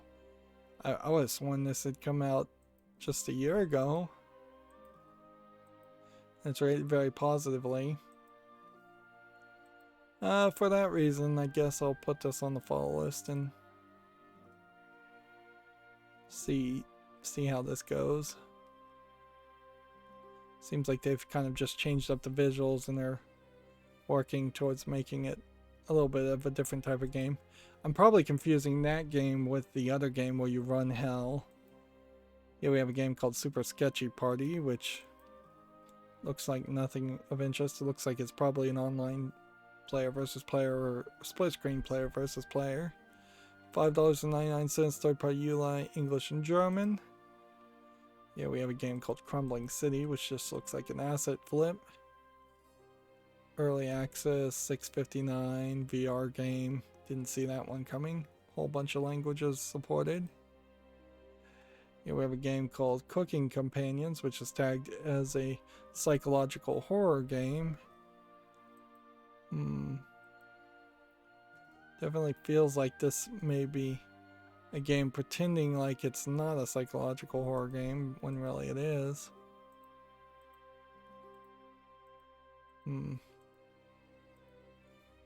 Alright, $9.89 English full audio. Basically, it seems like it's a visual novel that turns into something else, but maybe that something else is something of interest. So we'll put it on the follow list. I wouldn't be surprised though if it never gets any reviews and then it's just not relevant. Here we have Apocalypse. Or Apocalypse. It's from Sock Pop Collective, which floods Steams with games to the point where I'm not willing to give them a chance. This actually doesn't look too bad, but no, still not willing to give them a chance. We very possibly are going to see several other games from Sock Pop. Here we have Eco Hole, which is an interesting phrase. Looks like it's a point-and-click adventure game. Kind of dark, spooky one. $8.09 English and Russian. I'll give that a chance, put it on the follow list. Here we have a Chinese game called Mind Maze. It looks too simplistic. 90 cents. Says it has full audio, but no interface for every language possible except for Chinese. And see, this is the problem here, is that there's no stops, no checks whatsoever from making people say, oh, well, this game has no voice acting, therefore it has sound effects, therefore the sound effects don't speak any language, so that is full audio in all these languages. Somebody almost certainly had to go and click a checkbox for each of these languages too, and that just shows a willing intent to mislabel it, whether they understood they were mislabeling it or not. Here we have a game called Fox Goes Hunting. Well, I kind of like this art style. The actual game with this text and heads-up display looks like garbage. Looks like a low effort attempt at a mobile game. Playing as a fox hunting probably isn't enough of a game anyways. $5.99, bunch of languages. Here we have Infinite Lagrange, which looks like a space game, space shooter, free to play MMO, so not my type of game. Whole bunch of languages. Check it out if you're interested. Here we have a game called 19, which, what part of the body is getting injected there? An arm? And I guess this is a COVID-inspired game where you are the the vaccine in the body of somebody, I guess, and you're jumping around and platforming. At this point, I don't even think I could cover a game like this.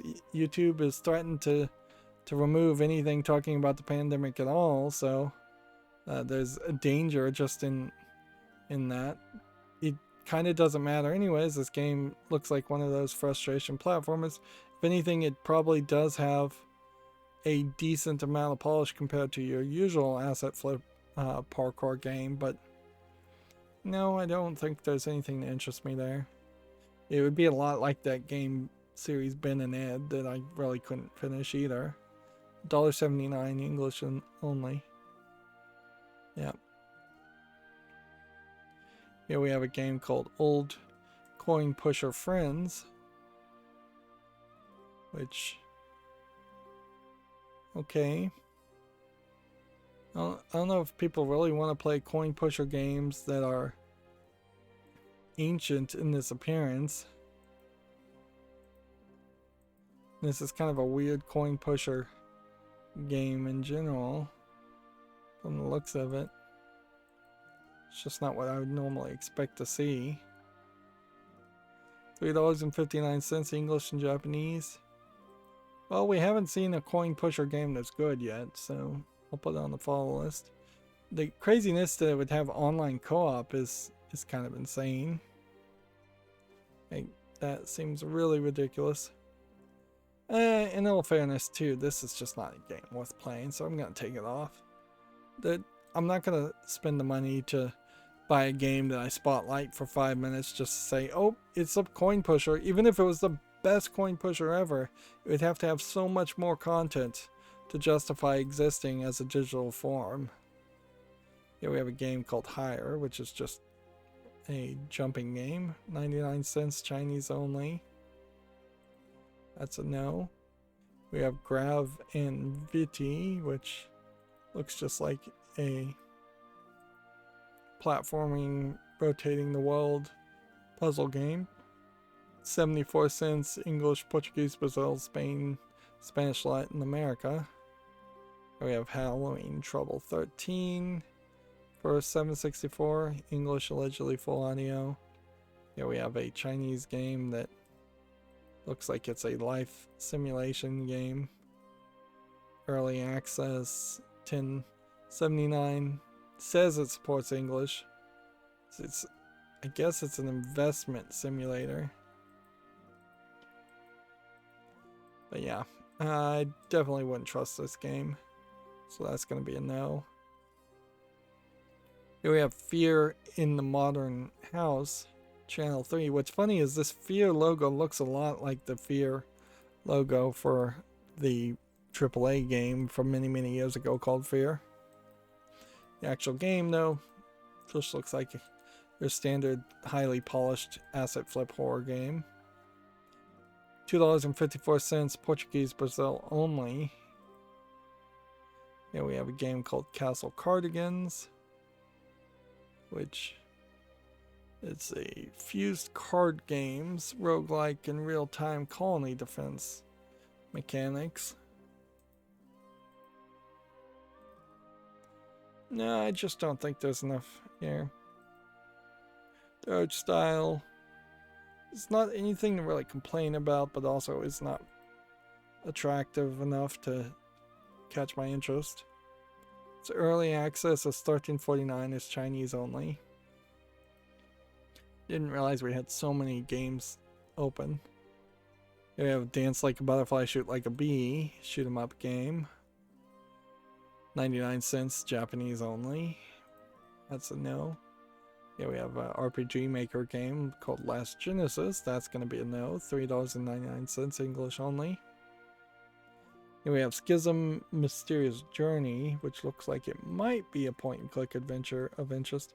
Seems to be also a full motion game. I wouldn't be surprised if this is actually a very old game getting re-released from the looks of it. It just doesn't feel like something that you would have made in the past couple of years. It looks very much like a Riven Mist clone. $6.74, English full audio. I kind of believe it.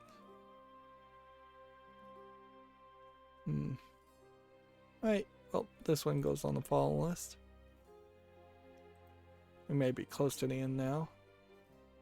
Here we have a game called Epidemic, which is a tower defense game of sorts. Plants vs. Zombie game. The art's not polished enough though, and the gameplay style is still just tower defense. And pretty much always going to be a no for a tower defense game. $3.99 English, allegedly full audio. Third party EULA. Here we have Because King of Beasts, which obviously is an asset flip garbage game. $4.49, whole bunch of languages. Here we have Nick Reckless and the Curse of the Lost Cause.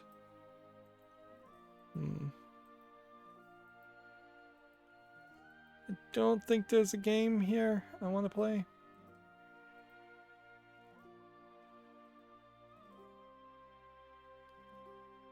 Yeah, this really just feels like a precision platforming adventure game that if I was going to play something like that, I'd probably consider something else. $9.99. I'll give it a chance though. There's not enough bad here to just immediately dismiss it. Here we have Space Yandere, which I think we can pretty much ignore that immediately. $2.99 English full audio. We'll close that. Here we have Nuclear Drifter, which looks like garbage. Early access, free to play, English only.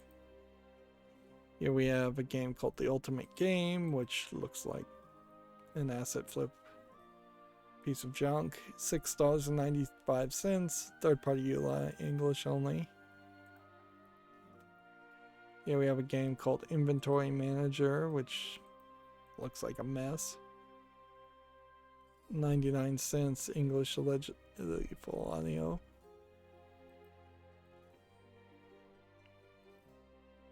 This doesn't even really feel like you're managing an inventory in the game. Seems like you're more just kind of Tetrising items into briefcases, and then the briefcases move forward as an attack against someone else, which is weird. Here we have El Pescador, which looks like nothing. 99 cents, Spain, Spanish only. Here we have Everlife, which looks like just bright neon colors. Early access, free, English, allegedly full audio. This kind of looks like that other game series with the bright purple gems, but it's not connected to that from as far as I can tell. I would never be able to remember what that is. Here we have Flappy Shooter, which, yeah, a Flappy Bird game with shooting just makes it even more obvious that Flappy Bird as a game kind of sucks. This is kind of a fancy add to wishlist button. English, Russian, French, German. That's going to be a no. $3.19. Here we have a game called Dash Realm. Yeah, I don't think there's a game there. Early access, $4.24, English only. Here we have a game called Miscusi, which looks like it's a joke game.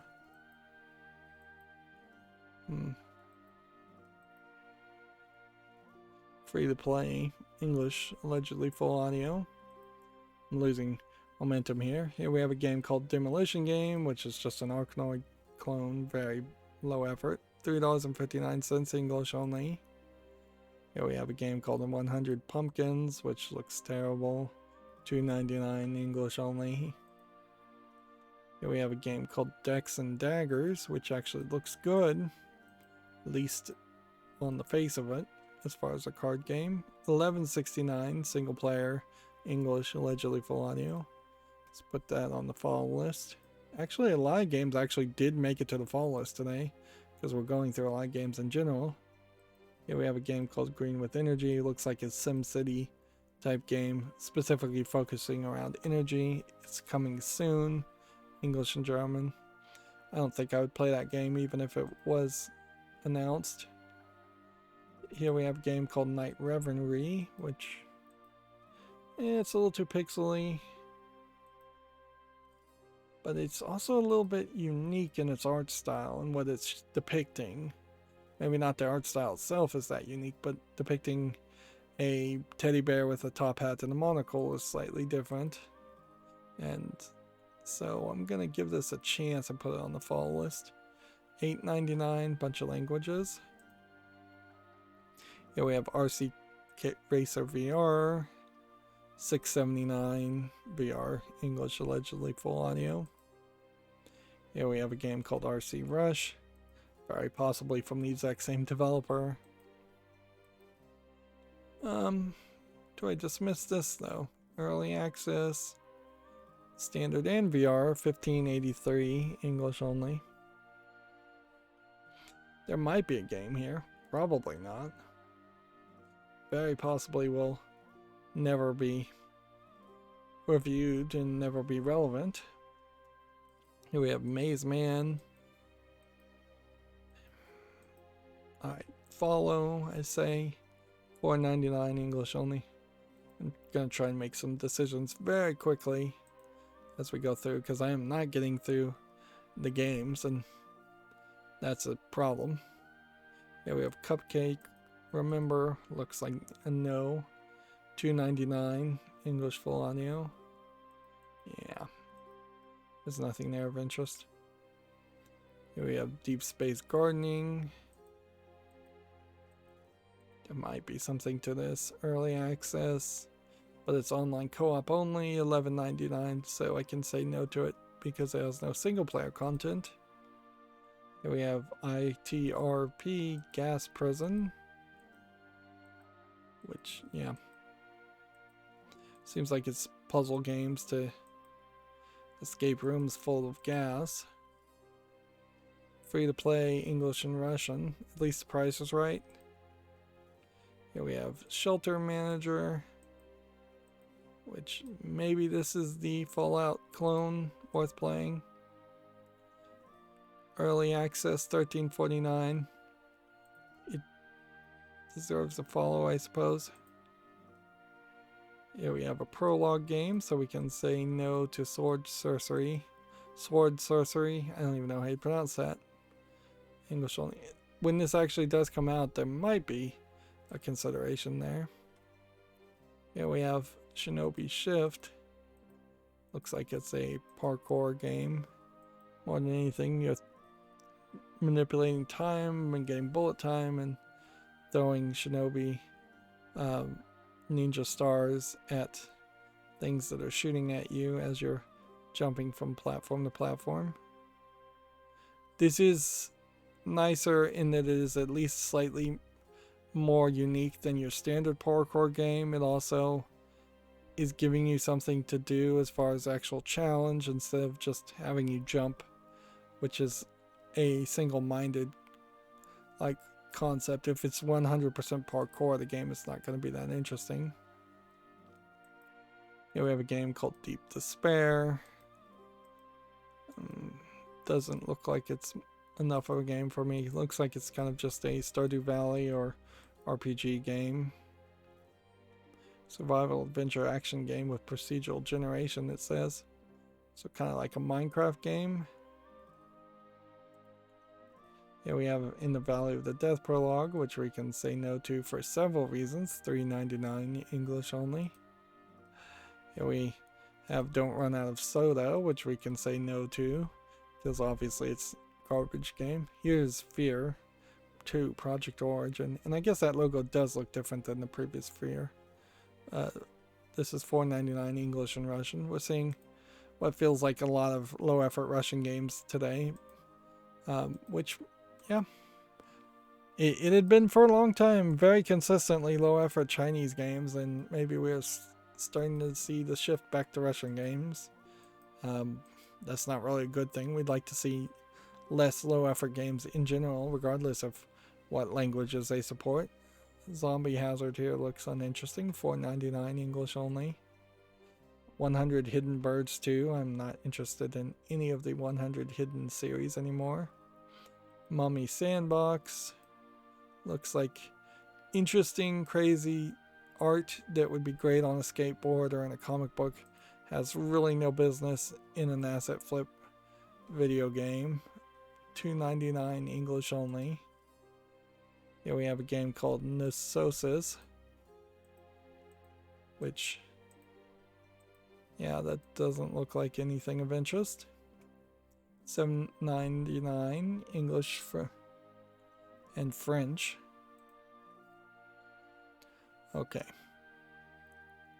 So what I want to do, now that I can see the beginning of the end, is we'll start here and we'll work on some of the older games, and we'll leave not a full tab, but like maybe 10 games to talk about on Monday, since we have been going 3 hours and 40 minutes, and then we'll wrap up.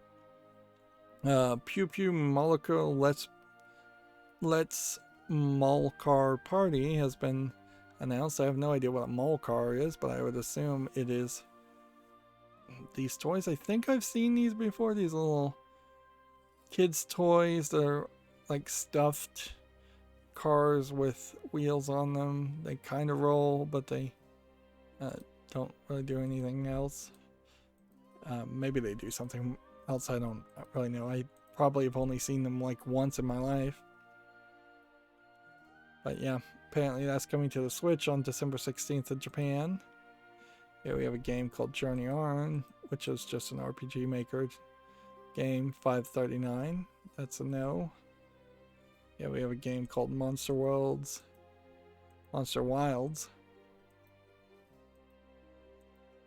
It's too pink. I'm gonna eliminate this just because its color palette is ugly as a creature collector. Free, English only. Here we have a game called Defeat Process, which looks like it's too simplistic.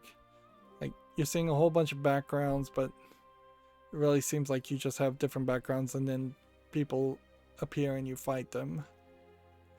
Early access, $8.99. I'm gonna say no to that. Submarine VR. I think we can... Actually, I probably should put this on the fall list. This doesn't look terrible. And controlling something while seated, like a submarine going under the water, makes some sense. $7.49 English only. Still don't really think we're anywhere close to VR being relevant or being something people should buy, particularly this season. Here we have a game called Last Defenses, which looks like garbage. 99 cents. Whole bunch of languages. Here we have Tiger's Trio's Tasty Travels, which, yeah, doesn't look like anything of interest. $13.49 is way too expensive. Whole bunch of languages. Here we have a game called Spirit Overflow, which seems to be probably something that is a cycling training app. So I'm gonna put it on the fall list for that reason. But I probably would never buy that or put it on the wish list. Here we have a game called Train 'em, which is supposed to be like a Pokemon clone, but looks like garbage as far as the graphics. $14.99 English only. Here we have Tower to Heaven, which again looks like garbage. Pixely, English only, $3.99. Here we have a game called Hyper Bullet. which again looks bad. 254 English only. Here we have a game called Lucy. Looks a little bit better, but not that much better. $3.99 English only. That's going to be a no. Here we have Dreams of the Elements, which is just an RPG maker, for $4.99 English only. No. Here we have Violent Agent, which looks like a top-down twin-stick shooter of no effort. $2.39 English and Russian. Here we have a game called Extinction, which looks like a horror asset flip game. At least the horror asset flip games, compared to all the other low-effort games we see, have actually started to try to make their games look good. $6.29 English only. Here we have a game called Capital Island, which I think is a capitalism simulator more than just a standard life game. You're playing as a door-to-door seller in a trade management game. $4.99 English, Portuguese, Brazil. I think we have to put that on the fall list. There might actually be something to that. Probably not, but maybe. Enough to give it a chance. Here we have a Garden of Mooj, which don't know if there's really a game here, but it is rated mostly positive, so it deserves a follow. $9.84 English, Russian, Chinese, Spanish, Latin America. Kind of an odd combination of languages. Here we have a game called Jackaxe, which looks like a puzzle platforming game. And it has enough polish to it that I think gives it a chance. If anything, it kind of feels like one of the WarioWare games, where, yeah, I guess you could probably make a parody of one of those WarioWare games or Super Mario World games. Here we have the Van Man, which looks like garbage. $9.99 English only. Here we have a game called Hidden Lands, which is just a hidden objects, find hidden creatures on the screen game. $5.99 English only. At the very least, this is a different attempt as far as making a hidden object game, but I suspect there may very well be very little game here. I don't know if this makes the idea of finding a hidden object any better than what you normally expect to see when you're playing a hidden object game. Here we have The Adventures of Emoji 4, Fly High Moose, which obviously we can dismiss. $9.99 English only. Here we have a game called Monster Whip, which doesn't look polished enough to interest me. $1.79 English and Russian. Here we have Secrets of the Lost Tomb, which looks like garbage. Free, I guess the price is right. English, allegedly full audio. Here we have Lab Training VR Personal Protective Equipment Edition, which I don't think this really is a game. So I'll put it on the follow list as a piece of educational thing for free in VR.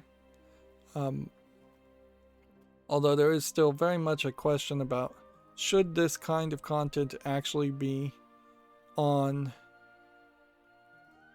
Steam? Should this type of content really be something that you would have employees potentially try and do? Like that sequence here. Here is the wrong way to take off those kinds of gloves. That is not the way you should do it.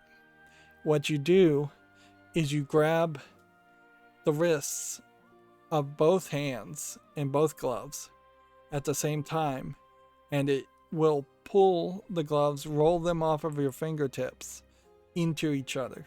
So the outer surfaces of the gloves will be completely covered up. you don't take one glove off at a time. A lot of this personal protective equipment is very situational, and you aren't just always wearing gloves and always wearing masks. And if you're in a laboratory with a known hazardous substance, you're not just going to be wearing like a standard surgical mask. You're going to be wearing a lot more, almost certainly, as a potential lab technician.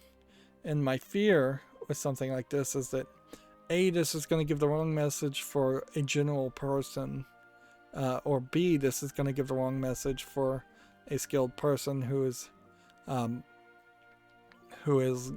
supposedly going to school or has gone to school to learn how to be a doctor or nurse or lab assistant.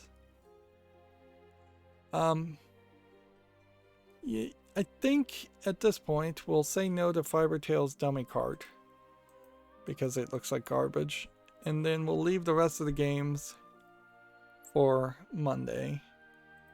I'll just quickly look and see if there's anything that really needs to be talked about. I don't think there really is.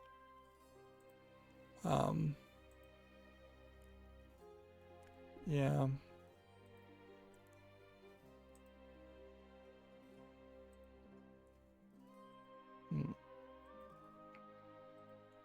Yeah, I'm just clicking through all the tabs, and of course that makes me go quiet. Yeah, we have a game called Your Sword Is So Big, tags sexual content and nudity. At least it's not going with the anime things. And in all fairness, these characters, this character could be easily reskinned or redressed, change the hair color, put some tattoos on it, and you could probably use this 3D model in a real game. Much easier than trying to reskin the anime waifu characters that we've seen so many times before.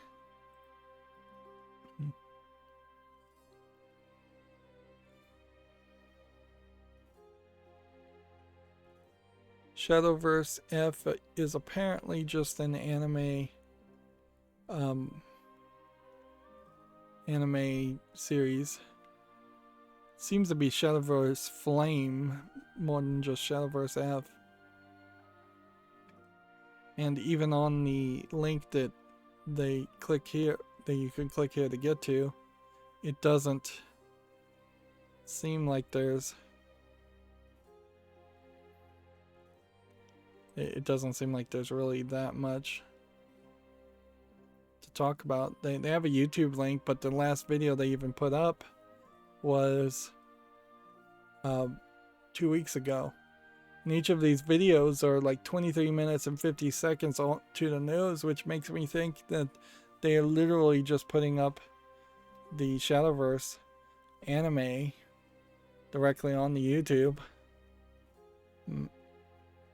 Yeah.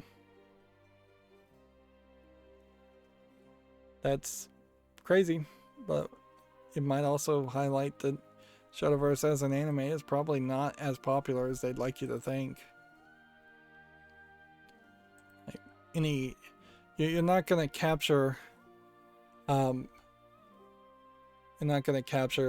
like Yu-Gi-Oh's popularity, almost certainly. Alright, so now I'm scrolling through my Twitter feed, and we'll skip that game because it looks like garbage.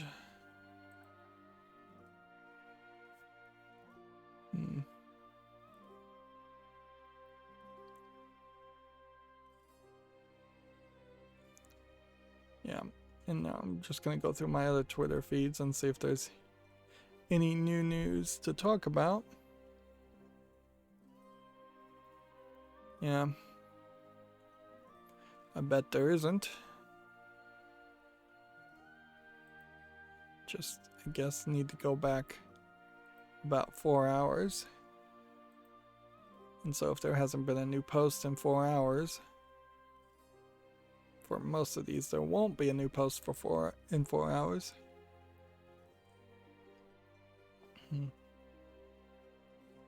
in the last 4 hours.